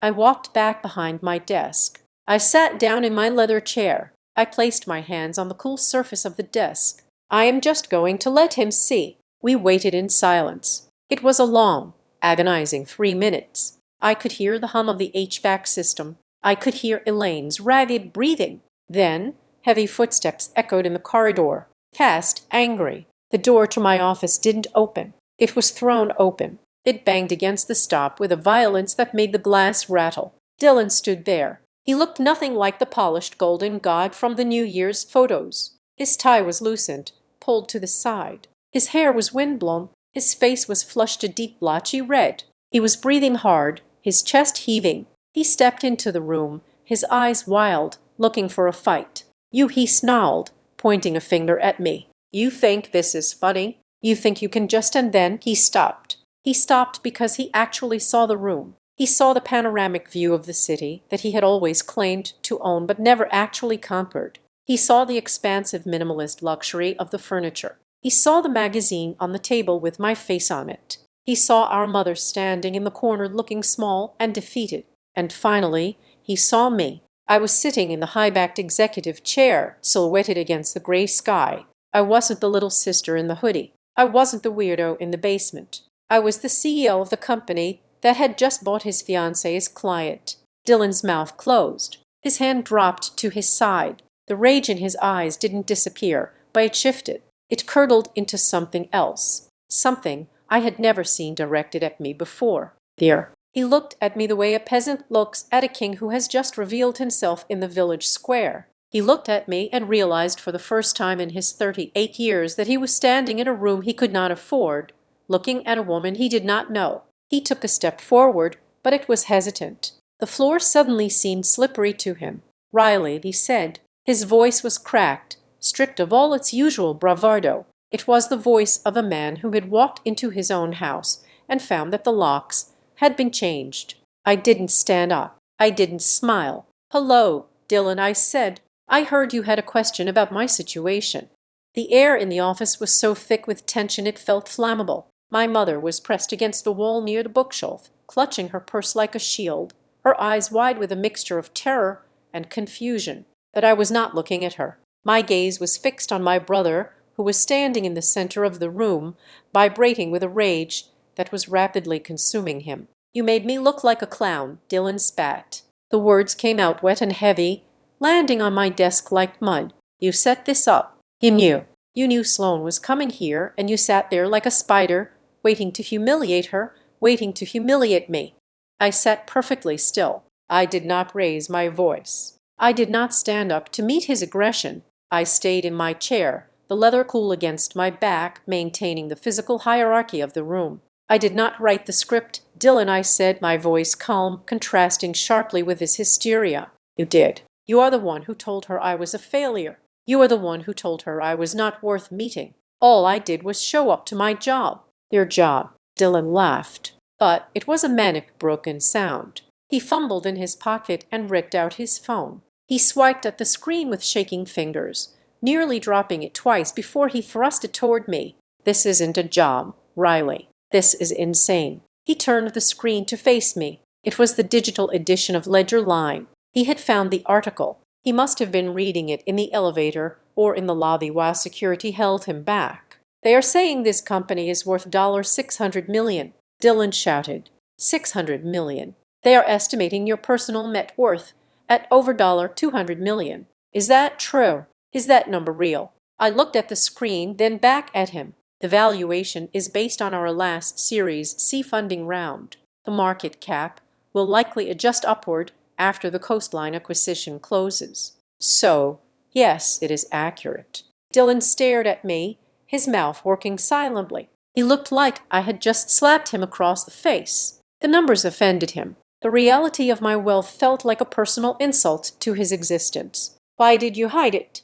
he demanded. His voice dropped, trembling with a sense of betrayal that I found almost fascinating. "We are your family. We have been scraping by, worrying about you, trying to help you, and you were sitting on $200 million. You let mom and dad worry about their retirement while you were playing billionaire in secret. I bought their mortgage 3 years ago," I said quietly. Dylan froze. "Ach, mom and dad's house," I said. "The bank was going to foreclose when dad's pension took a hit. I bought the note through a shell corporation. I lowered the interest rate to 0. They send a check for $800 a month to an LLC that I own, and I put that money into a savings account for their health care. I didn't hide anything that mattered." "Dylan." "I just hid the name on the deed." My mother let out a small strangled gasp from the corner. "Riley, you own the house." I ignored her. I kept my eyes on Dylan. "And to answer your question," I continued, "I didn't hide my life from you because I wanted to trick you. I stopped bringing myself to people who didn't want to look. Every time I tried to talk about my work, you cut me off. Every time I had an idea, you told me to be realistic. You didn't want to see me. Dylan, you wanted to see a version of me that made you feel better about yourself." "That is," Dylan yelled. He slammed his hand down on the edge of my desk. "I was trying to help you. I was the big brother. I was supposed to. You were supposed to what?" I interrupted, my voice sharpening. "Be the star. Be the only one who mattered." I opened the top drawer of my desk. I'd pulled out a single sheet of paper. It was a print out of the screenshot I had taken on December 28th. I slid it across the steel desk toward him. "Read it," I said. Dylan looked down. He saw the time stamp. 3:47 in the afternoon. He saw his own name at the top. "Don't come to New Year's. Serious request." Sloan and I talked about the guest list. "Look, I love you, but your life is an embarrassment right now. Sloan doesn't know about your situation, and I want to keep it that way." He stared at the paper. The words, "Your life is an embarrassment," seemed to glow on the page, stark and black against the white. He looked up at me, and then he looked around the office again. He looked at the view of the city. He looked at the awards on the shelf. He looked at the sheer undeniable power that radiated from every inch of the room. And then he looked back at the text message where he had called all of this an embarrassment. His face turned a sickly shade of gray. The cognitive dissonance was tearing him apart. He couldn't reconcile the sister he had bullied with the CEO who could buy and sell his entire career before lunch. Dylan started, his voice hollow. "I didn't mean it like that. I was just stressed. The wedding planning, the pressure from her dad." "You meant every word," I said. "You told Sloan I was a loser. You told her I was bouncing between jobs." Dylan, why was it so important for her to think I was nothing?" Dylan slumped. The fight seemed to drain out of him, leaving only a pathetic, naked honesty. He ran a hand through his hair, messing up the styling even more. "Because she comes from money, Riley," he whispered. "Real money, old money. Her dad is a partner at Barton, Gray and Finch. Her cousins are investment bankers. I'm a regional sales manager. I drive a leased Audi. I have $30,000 in credit card debt just trying to keep up with them." He looked at me, his eyes pleading for understanding. I needed to be the success story, he admitted. I needed to be the one who made it out. If I told her my little sister was a tech mogul, if I told her you were this, then who am I? I'm just the brother. I'm a less successful sibling. I'm nobody. The silence that followed was heavy. My mother was sobbing quietly in the corner, her hand over her mouth. I looked at him, this man I had spent my whole life looking up to, trying to please, trying to emulate. And all I saw was a small, insecure boy standing in a man's suit. "How small do I have to be for you to feel big?" I asked. The question hung in the air. It wasn't an accusation. It was a genuine inquiry. Dylan flinched. He couldn't answer. Instead, he switched tactics. The vulnerability vanished, replaced by a desperate, scrambling panic. "Okay," he said, his voice speeding up. "Okay, look, we can fix this. Sloane is freaking out. But I can talk her down. I can tell her. I can tell her we were estranged. I can tell her I didn't know. But you have to help me, Ray." He leaned over the desk, his eyes wide. "You cannot announce this deal yet," he said. "You have to delay the press release. If that news hits the wire in 48 hours, it's over. Her dad will see it.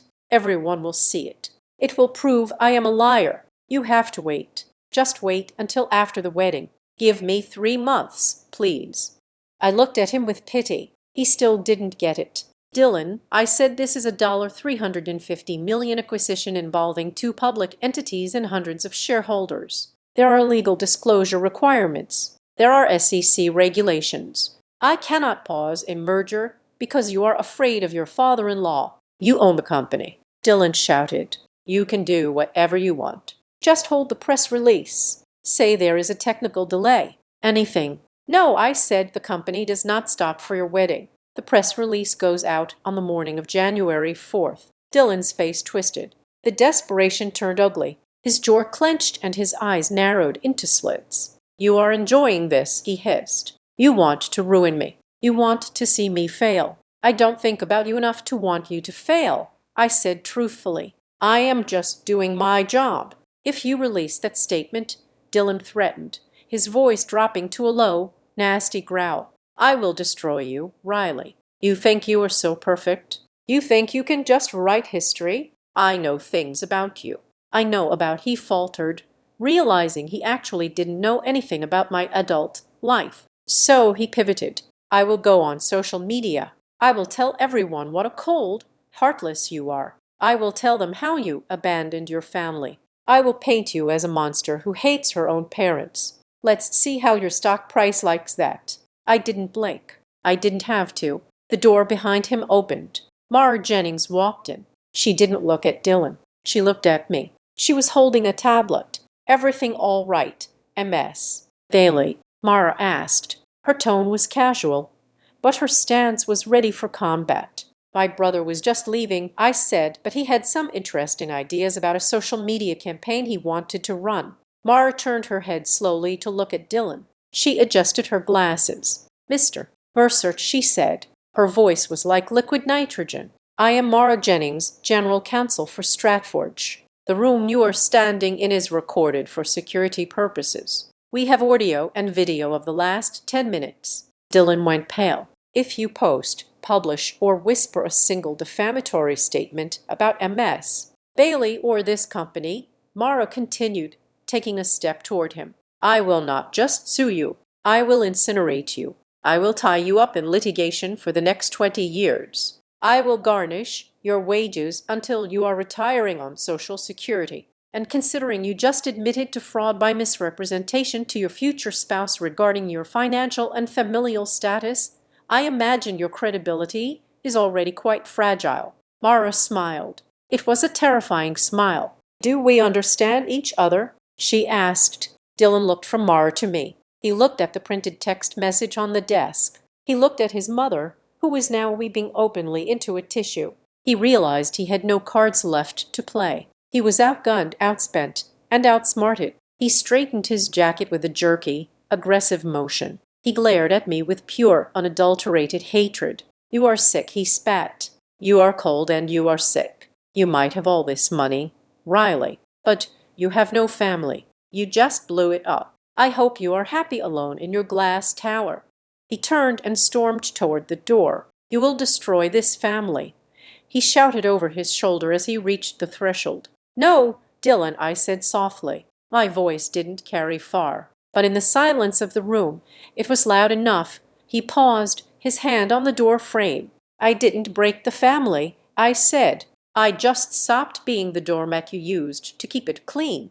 He didn't respond. He slammed the door behind him, the sound echoing like a gunshot. Silence rushed back into the room. My mother was still crying. Mara was checking her watch. I sat there staring at the empty chair where my brother had stood. I felt a strange sensation in my chest. It wasn't guilt. It wasn't joy. It was the feeling of a heavy weight, one I had been carrying for 30 years, finally being set down. "Mara," I said, my voice steady, "please have security escort Mr. Mercer off the premises and revoke his guest pass permanently." "Already done," Mara said.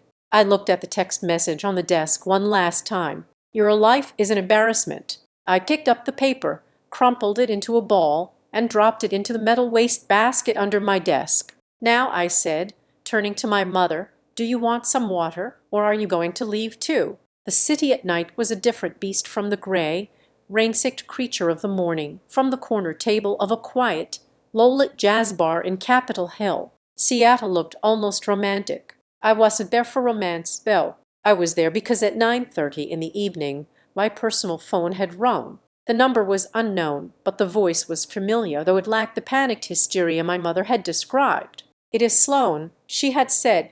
"We need to talk, not about the wedding, about the deal." Now she was sitting across from me. She had changed out of her suit into jeans and a cashmere sweater. She looked exhausted. Her eyes were puffy, but her jaw was set. She didn't look like a blushing bride. She looked like a lawyer who had just realized her star witness was perjuring himself. She ordered a sparkling water. I ordered a neat whiskey. We sat in silence for a moment, the ghost of the morning's boardroom confrontation hovering between us. "I owe you an apology," Sloan said finally. She didn't look down. She looked me straight in the eye. "For the scene this morning, it was unprofessional." I panicked. "It was a human reaction," I said, swirling my drink. "You were expecting a temp worker. You got a shark. Most people would have flinched." Sloan let out her short, dry laugh. "A shark? That is an understatement. You dissected Marcus Thorne like a frog in biology class." She took a sip of water, then set the glass down with a deliberate clink. "I did not come here to talk about Dylan's feelings," she said. "I came here because I am a lawyer and I hate being lied to by anyone, my client or my fiancé." I leaned back. "Go on." "When I left the meeting," Sloan said, her voice lowering, "I didn't just go cry in the bathroom. I started digging. I pulled Dylan's credit report. I have access to some specialized databases through the firm." She paused, looking around to make sure no one was listening. "He told me he was a partner in a real estate syndicate." Sloan said he told me his liquidity was tied up in long-term commercial holds. "That is why I have been paying for the wedding deposits. That is why I put the down payment on the condo." I felt a familiar tightening in my stomach. "And he has nothing," Sloan whispered. "He is $140,000 in debt, credit cards, personal loans, a failed investment in a crypto scheme 2 years ago. He is max out. He has been cycling balance transfers to keep his credit score artificially high." I wasn't surprised. I had suspected it, but hearing the number out loud was still a blow. Dylan wasn't just a liar. He was a drowning man looking for a life raft. "He was going to use me," Sloan said. The realization was stark in her voice. "He was pushing for a joint account after the wedding. He was going to use my family's name, my credit, to bail himself out. He built this whole persona, the successful businessman, the golden boy, just to catch me." She looked at me, and for the first time I saw a flicker of kinship. "And he used you to do it," she said. "He had to make you look small, so no one would ask why his successful family wasn't helping him. If you were a failure, then his lack of money made sense. He was the only one making it. But if you are a multimillionaire, then why is he broke? Because he spends money he doesn't have to impress people he doesn't like," I said. Sloan nodded slowly. "I feel like an idiot. I bought it. I bought the whole package. He is good at selling," I said.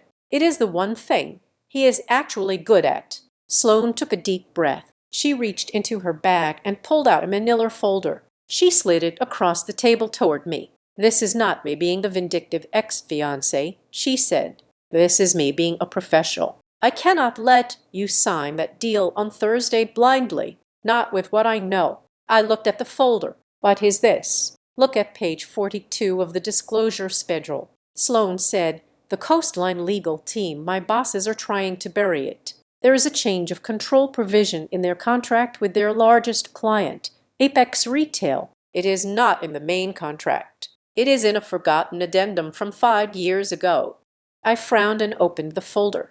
I scanned the highlighted text. My heart skipped a beat. In the event of an acquisition or change in majority ownership, Apex Retail reserves the right to terminate this agreement with 30 days' notice without penalty. Apex is 30% of their revenue, I said, looking up. If they walk, the valuation I gave them is off by $60 million. Exactly, Sloan said.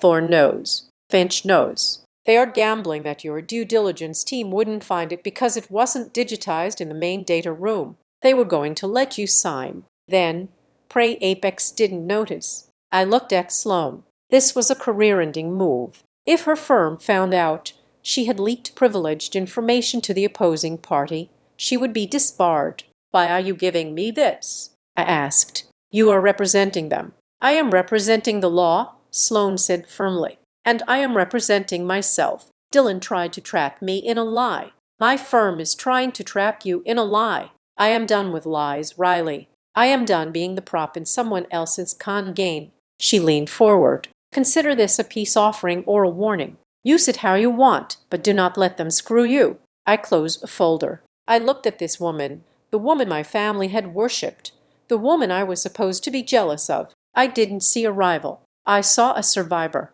She was just waking up to the reality I had lived in for years, that the Mercer men were great at building facades and terrible at building foundations. Thank you, I said. This changes everything. I pulled out my phone and texted Mara Jennings immediately. Check Apex contract addendums, physical archives. Look for change of control clause. Verify tonight. I looked back at Sloan. What are you going to do? Sloan swirled her water. She looked at the ring on her finger. A ring I now knew Dylan probably bought on a credit card he couldn't pay off. I don't know if I can marry him, she said quietly. It is not just the debt. I could handle debt. It is the deception. He looked me in the face for 2 years and pretended to be someone else. He made me hate his sister based on a fabrication. If he can do that, what else is he capable of? She looked at me, searching for an answer, searching for me to tell her that Dylan was a good guy deep down, that he was just stressed, that he deserved a second chance. I took a sip of my whiskey. It burned clean and honest. I cannot tell you what to do, Sloan, I said. I am not going to advise you to leave him, and I'm not going to advise you to stay. That is not my place. I set the glass down. But I will tell you this, I am done lying to save his reputation. If you ask me a question, I will answer it with the truth. If you ask me about the house, I will tell you. If you ask me about the company, I will tell you. I am done being the collateral damage for his ego. Sloan nodded. She looked relieved. That is all I ask. My phone buzzed. It was Mara. Confirmed. It was buried in a scanned PDF labeled Miscorrespondence. Good catch. This gives us massive leverage. We can knock the price down by at least $40 million or demand an escrow hold back. I showed the screen to Sloan. You just saved Stratford $40 million, I said. Sloan smiled. But it was a sad, weary smile. Though at least one of us is getting a good deal out of this family. She stood up and buttoned her coat. I should go. I have a wedding to reevaluate and a deposition in the morning. Sloan, I said, standing up as well. She turned back. You are a good lawyer, I said. Don't let Finch bully you. You saw the trap. He didn't. Sloan straightened her spine for a second. The terrified girl from the boardroom was gone, replaced by the shark I had expected. I know, she said. See you on Thursday, Riley. She walked out into the night. I sat back down and finished my whiskey. Thursday, 48 hours until the signing. The deal was now secure. With this information, I had coastline by the throat. I could dictate terms, demand protections, and ensure Stratford was bulletproof, but the real explosion wasn't going to be the acquisition. I thought about Dylan probably pacing in his apartment right now, frantically trying to figure out how to spin this, how to manipulate Sloan back into submission. He didn't know that the foundation had already cracked. He didn't know that the two women he had tried to play against each other had just sat down and compared notes. He thought he was fighting a battle on two fronts, keeping his fiancée happy and keeping his sister quiet. He didn't realize the fronts had just merged. I looked at the calendar on my phone. January 2nd, the signing ceremony. It was going to be a bloodbath. Not for me, not for the company, but for the lie my brother had been living. It was going to be an execution. The 48 hours leading up to the signing ceremony were not a countdown. They were a siege. The silence that had followed Dylan storming out of my office did not last. It was merely the eye of the hurricane, and by the next morning, the winds had returned with hurricane force. But this time, the assault did not come in the form of shouting matches in my lobby. It came through the digital channels, a relentless barrage of guilt, manipulation, and audacious entitlement that proved my family had learned absolutely nothing. I sat at my desk, my phone flat on the steel surface, watching the notifications roll, in like waves crashing against a sea wall. My mother had changed tactics. She was no longer demanding. She was pleading. Her voicemails were masterpieces of passive-aggressive martyrdom. "Riley, please, you have made your point. But you cannot leave your brother out in the cold like this. Sloane's parents are asking questions. Just call them. Tell them you were exaggerating. Tell them Stratforge is a family business. Just give him something to stand on. We are begging you." I deleted the voicemail without finishing it. Stratforge is a family business. The audacity was breathtaking. They wanted to claim ownership of the thing they had mocked just to use it as a prop for Dylan's ego. Then came the text from Brooke. My sister, the socialite, the woman who had once told me my choice of footwear was social suicide, had apparently decided that my sudden wealth was an opportunity for networking. Brooke to 14 Nan Rai crazy few days. Look, obviously things are tense, but Steve and I were talking. Since you are acquiring Coastline, you are going to need new insurance vendors for their fleet, right? Steve's firm handles commercial logistics liability. I told him you would prioritize family. Let me know when he can pitch you. Love you. I stared at the screen, blinking slowly. My brother was imploding. My mother was having a breakdown. And Brooke was trying to secure a commission for her husband. It was so perfectly gracefully on brand that I almost admired the consistency. They did not see me as a person. They saw me as a resource. Before I was the resource they used to feel superior. Now I was the resource they wanted to mine for cash. Then came the message for my father. 1100 a.m. Riley, enough is enough. You have had your fun scaring Dylan, but you need to stop playing God. You are making the family look dysfunctional. Don't overdo it. Remember where you came from. Remember where you came from. I looked at the view of the Puget Sound. I remembered exactly where I came from. I came from a basement where I soldered circuit boards alone while they threw parties upstairs. I pressed the intercom button. "Mara," I said, "come in. Bring the laptop." Mara Jennings entered 30 seconds later. She looked sharp, energized, and ready for violence. "What is the status?" I asked. "The deal documents are finalized," Mara said, setting her laptop down. "We incorporated the price adjustment based on the Apex retail clause Sloane gave us. We knocked $40 million off the purchase price." Coastline screamed, but they folded. They knew we had them. "Good," I said. "Now I need you to handle a separate matter. It is personal, but it is affecting my ability to work." I pointed to my phone. "My family is escalating," I said. "They are contacting me through personal channels to influence business decisions. My sister is soliciting vendor contracts. My parents are demanding I alter the public narrative of the acquisition to suit my brother's social standing." Mara's eyes narrowed behind her glasses. "Do you want me to block them?" "No," I said. "I want you to formalize it. I want a firewall." I took a breath. This was the moment I cut the cord.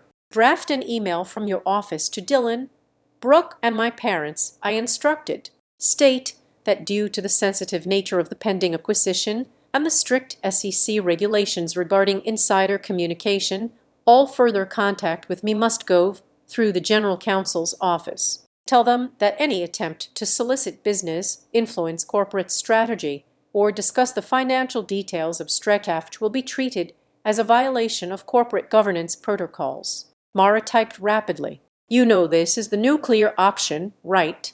This treats them like hostile third parties. They are hostile third parties. I said, send it. Mara hit send. The digital barrier was up, but Dylan, true to his nature, did not just bang against the wall. He tried to tunnel under it. At 2:00 in the afternoon, Calvin rushed into my office. He didn't knock. His face was pale. Riley, he said, breathless. We have a problem. Marcus Thorne is on line 1. He sounds rattled. I picked up the secure line. Marcus, we are less than 48 hours from signing. Please tell me you are not getting cold feet. I am not getting cold feet. Riley. Marcus Thorne's voice was tight, anxious, but I just got a very disturbing phone call from a man claiming to be your brother. I closed my eyes for a fraction of a second. Go on. He told me that I should be careful, Thorne said. He intimated that Stratford is legally unstable. He said there is significant family litigation pending that could freeze your assets. He suggested that the leadership of this company is emotionally compromised. My grip on the receiver tightened until my knuckles turned white. Dylan wasn't just trying to save face anymore. He was trying to torch the deal. He was willing to destroy my life's work and the jobs of 500 people just to punish me for being successful. Marcus, I said, my voice ice cold, listen to me very carefully. There is no litigation. There is no instability. My brother is a desperate man with a credit score of 500 who is currently being investigated by his own fiancée for fraud.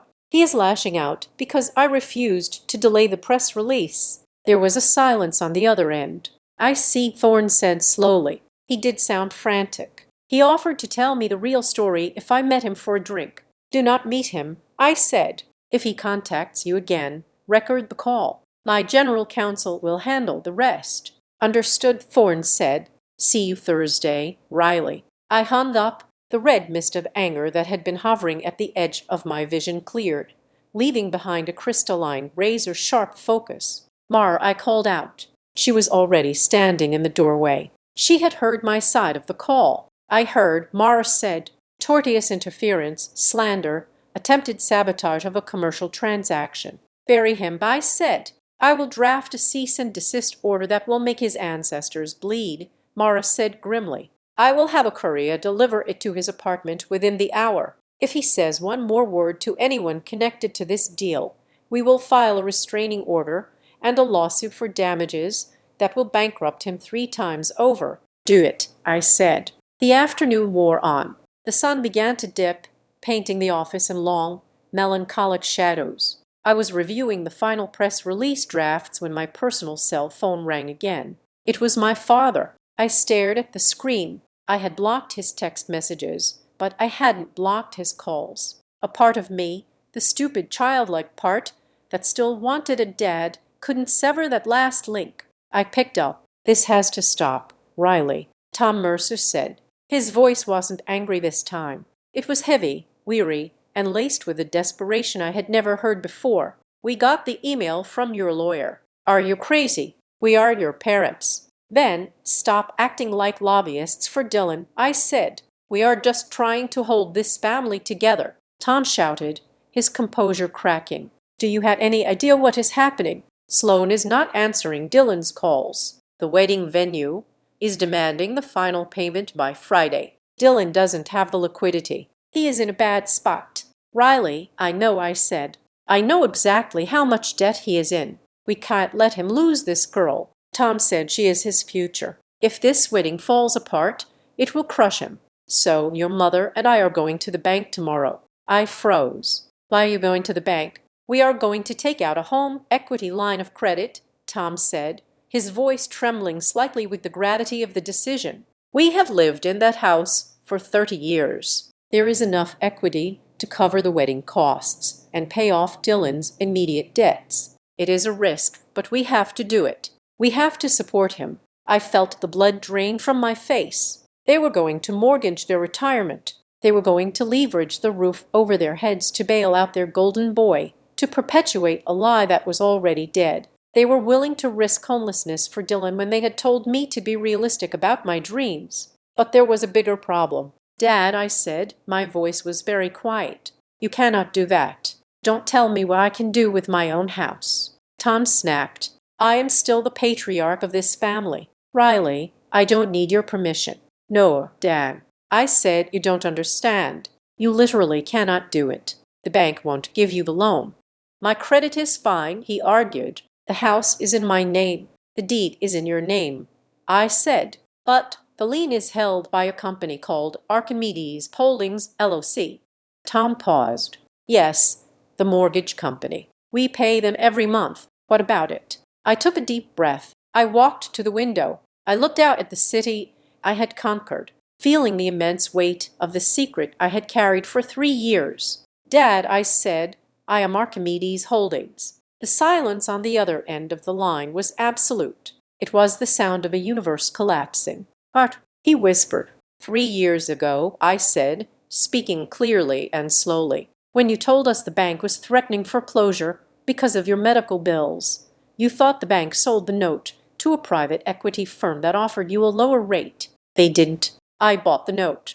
I paid off the bank in cash. $212,000. I formed the LLC to hold the debt so you wouldn't know it was me. I set the interest rate to 0. The $800 you send every month, it goes into a high-yield savings account under your name. I haven't touched a cent of it. Tom stammered. You own the house. I own the debt. I corrected. And I will not authorize a second lien. I will not let you risk your home to pay for a wedding that isn't going to happen, for a son who lied to get it. But Tom's voice broke. He sounded small. He sounded old. But you were fixing computers. You were struggling. I was never struggling, Dad. I said I was building. And while I was building, I was making sure you and Mom were safe. I saved your house. Me, the worker bee, the embarrassment. I heard a sound on the other end of the line. It was a sob. My father, the stoic, proud man who had spent his life praising my brother and tolerating me, was crying. Riley, he choked out. Oh my God, don't go to the bank. Dad, I said softly. Go to sleep and stop trying to save Dylan. You can't save someone who refuses to wake up. I hung up the phone. I stood there for a long time, listening to the dial tone in my mind. I didn't feel triumphant. I felt hollowed out. The truth was out, and it had crushed him just as I knew it would. My phone pinged with a text. It was Sloan. Sloan. 8:45 p.m. My father knows. I told him everything about the debt, about the lies, about you. I stared at the message, waiting for the other shoe to drop. Sloan, 8:46 p.m. He wants to come to the signing tomorrow, not as opposing counsel. He wants to meet you. He says he wants to shake the hand of the person who actually has the integrity in the Mercer family. We will see you at 9:00 a.m. I lowered the phone. Tomorrow was the day, January 2nd. The signing ceremony was no longer just a business transaction. It was a reckoning. My brother had tried to blow it up. My parents had tried to mortgage their souls for it. And now, the senior partner of the most powerful law firm in the city was coming to witness the end of the charade. I turned off the lights in my office. I didn't go home. I had a suite in the hotel across the street. I needed to be close. I needed to be ready. As I walked out of the building, the cold night air hit my face. I felt strange. I felt calm. It was the calm of a soldier the night before the final battle, when the fear is gone, because the outcome is already in motion. I wasn't afraid of Dylan anymore. I wasn't afraid of my parents' judgment. I wasn't afraid of being the embarrassment. The truth was expensive. It had cost me my family's comfort. It had cost me the illusion of their love. But as I looked up at the Stratforge logo glowing in the night sky, I knew one thing for certain. It was cheaper than living a lie. The morning of January 2nd arrived with the gray, relentless drizzle that Seattle wore like a uniform. But inside the Stratforge conference room, the air was scrubbed clean and pressurized. This was not a meeting. It was a coronation. The room was at capacity. My entire board of directors was present, sitting in a row like a tribunal of judges. The Coastline Freight Logic executives were huddled on the left, looking like men who were about to sign away their kingdom, but were relieved to be done with the burden. The legal team from Barton, Gray, and Finch occupied the right flank, their black suits forming a solid wall of billing hours. Standing along the back glass were the PR representatives. holding tablets that contained the press release set to trigger the moment my pen left the paper. I sat at the head of the obsidian table. I was wearing the midnight blue suit I had chosen on New Year's Eve. I felt calm. It was a terrifying kind of calm, the stillness of a deep ocean trench where the pressure is immense but the water never moves. Mara Jennings leaned over to me. "We are ready," she whispered. "All contingencies are cleared. The price adjustment is locked." I nodded. "Let's begin." But before I could signal Calvin to close the doors, he stepped up to my chair. His face was tight. "Riley," he said, his voice barely audible over the hum of conversation. "He is here again." I did not have to ask who. Security stopped him at the elevators. Calvin continued rapidly. "He is claiming he is a shareholder. He is claiming he is family proxy. He is making a scene, but he is not shouting this time. He is begging. He says he just wants to be in the room." I looked at the heavy glass doors. I thought about the man who had texted me to stay away from his party because I was an embarrassment.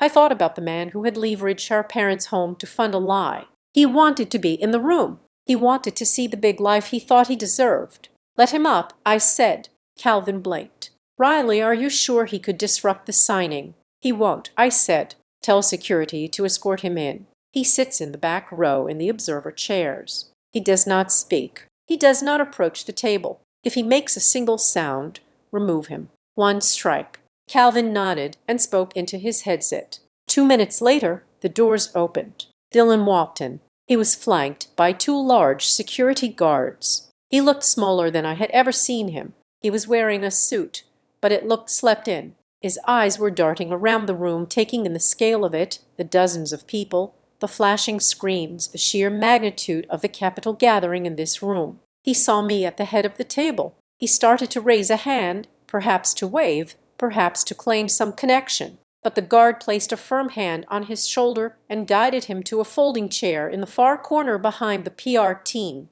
He sat down. He looked like a child who had snuck into an R-rated movie and was terrified of getting caught. "Close the doors," I said. As the doors began to slide shut, a hand blocked the sensor. "One moment," a deep voice boomed. The doors retracted. Sloane Harrington walked in. She was not alone. Walking beside her was an older man with silver hair and a posture that commanded instant respect. Robert Harrington, senior partner at Barton, Gray and Finch, and Sloane's father. The room went deadly silent. Arthur Finch, the lead counsel who had been running the show, stood up so fast his chair tipped over. Robert Finch stammered, "I wasn't expecting you." "I am sure you weren't, Arthur," Robert Harrington said pleasantly. "But my daughter told me there was a closing today that required a steady hand. I decided to join the gallery." He looked at me. His eyes were sharp, intelligent, and unyielding. He nodded once, a gesture of peer-to-peer recognition. Sloane did not look at her father. She did not look at her colleagues. She looked at the back of the room where Dylan was sitting.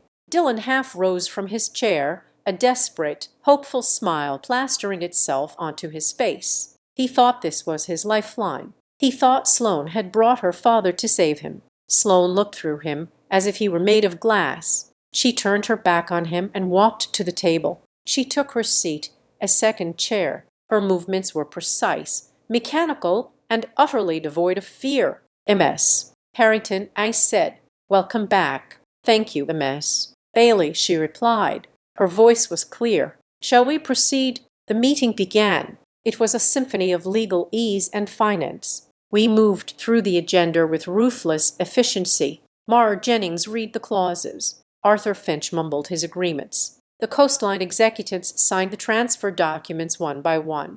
We reached the final section, the closing conditions and warranties. "If there are no further objections," Arthur Finch said, "either to finish. We are ready for the principal signatures." "I have an objection," Sloane said. The room froze. Finch looked at her like she had just pulled a grenade out of her briefcase. Sloane, Finch hissed. "What are you doing?" Sloane ignored him. She looked directly at me, then at the court stenographer who was recording the minutes. "I would like to formally enter an addendum to the record regarding the Apex retail contract," Sloane said clearly. "Specifically, the change of control provision located in the 2018 correspondence file." Marcus Thorne, the Coastline CO, went pale. Finch looked like he was having a stroke. MS. Harrington, Finch warned. This is privileged. It is material fact. Sloane cut him off, and I want the record to reflect that Stratford Systems, specifically CEO Riley Bailey, identified this risk and negotiated a fair price adjustment of $40 million rather than voiding the deal. This action saved the merger and protected the shareholders of Coastline from a total collapse. She paused, letting the weight of her words settle over the room. I am placing this on the record, she continued, her voice ringing out, to confirm that this deal was conducted with absolute transparency and integrity by the buyer despite significant attempts by the seller to obfuscate the asset value. It was a professional execution. She had just publicly saved me, destroyed her boss's attempt at deception, and cemented her own ethical standing in front of her father. Robert Harrington smiled. It was a small, proud smile. I looked at Sloane. Thank you, MS. Harrington. The record will reflect your statement. I picked up the heavy fountain pen, the final signature. Well, a voice piped up from the back of the room. That is my sister for you. The silence shattered. Dylan was standing up. He couldn't help himself. The tension, the power, the proximity to the people he wanted to impress. It was too much for his narcissism to withstand. He had to be part of the scene. He walked past the security guard who hesitated, looking at me for a command. She is a tough negotiator, Dylan said, putting on his best charming salesman voice. He walked toward the table, buttoning his jacket. I always told her, you have to be ruthless. I remember when we were kids, I used to push her. I used to tell her, Riley, nobody is going to give it to you. You have to take it. I guessed she finally listened to her big brother. He reached the end of the table. He placed a hand on the back of an empty chair, beaming at Robert Harrington, trying to make eye contact with the board members. I am just glad I could be the motivation she needed, Dylan said, chuckling. You know how it is. Sometimes you have to be the bad guy to help family grow. Tough love, right? The room was excruciatingly quiet. My board members were looking at him with a mixture of confusion and disgust. Marcus Thorne looked embarrassed to be breathing the same air. I placed the pen down. I did not sign the paper yet. I turned my chair slowly to face him. Motivation, I asked.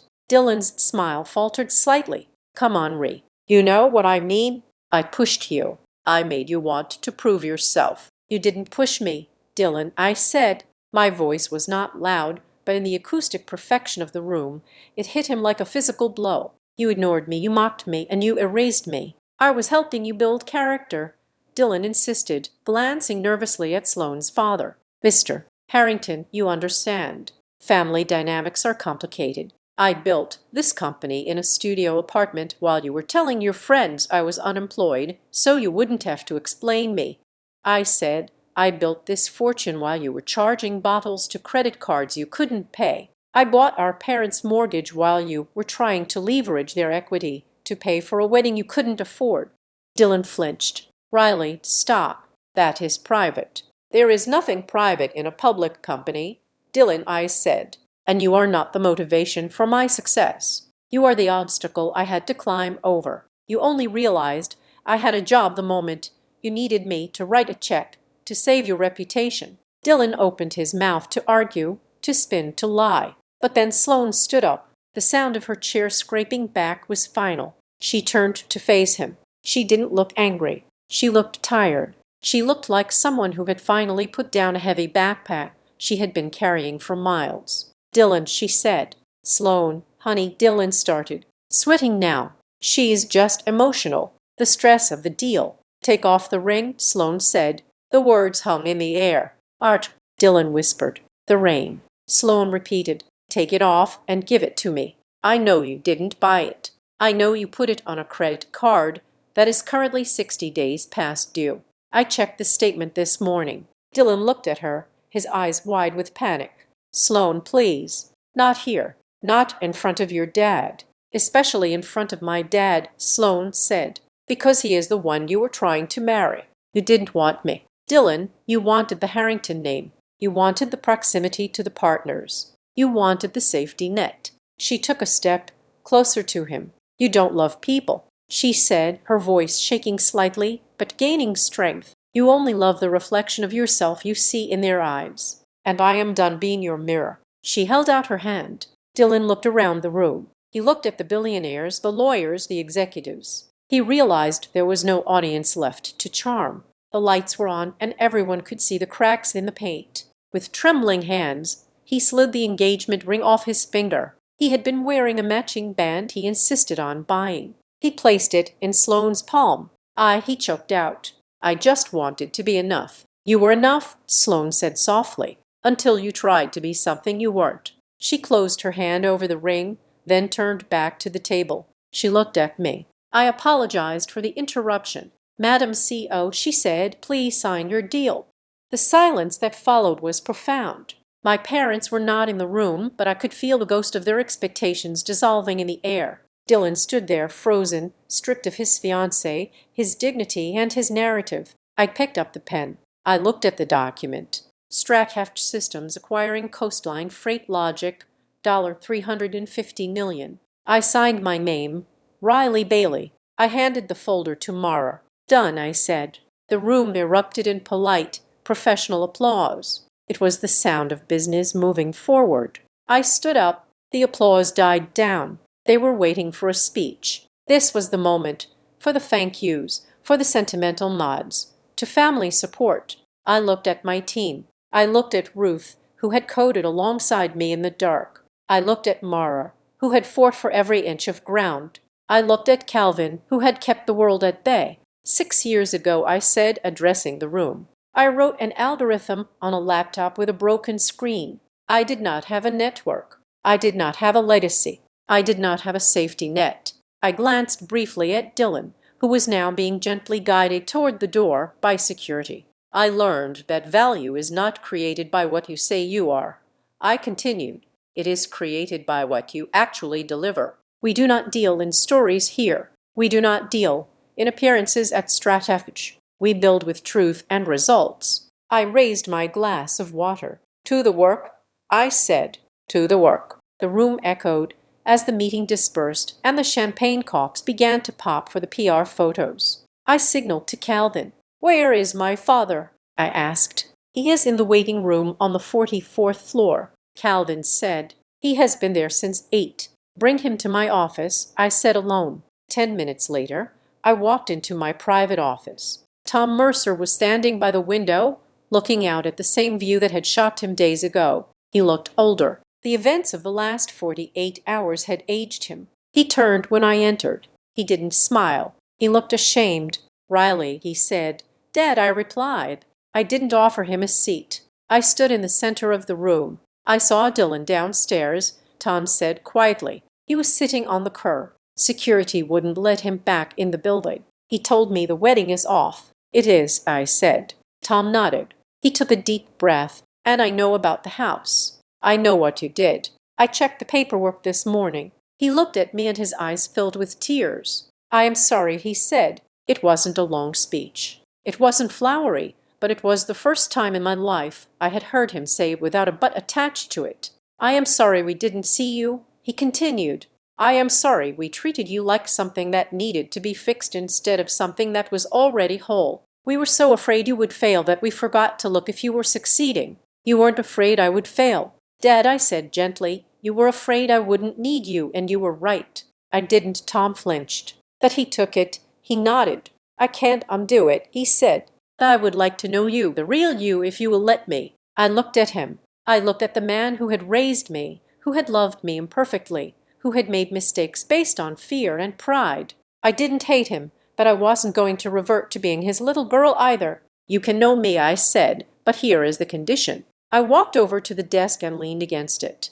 "You never asked me for money for Dylan," I said. "You never asked me to give him a job. You never asked me to use my influence to fix his mistakes. If he falls, he falls. That is how he learns." Tom swallowed hard. "Okay." And I added, "When you look at me, you don't look at a resource. You don't look at a retirement plan. You look at your daughter. If you can do that, we can have dinner on Sunday. If you can't, then the check for the mortgage will keep clearing, but I won't be there." Tom looked at me for a long searching moment. He saw the steel in my spine. He saw the woman I had become. "Sunday," he whispered. Sunday sounds good. He walked to the door. He paused, looking back. You look powerful, Riley. I am, I said. He left. I was alone in the office. The silence returned, but it wasn't heavy anymore. It was light. It was clean. I walked to the window down below on the sidewalk.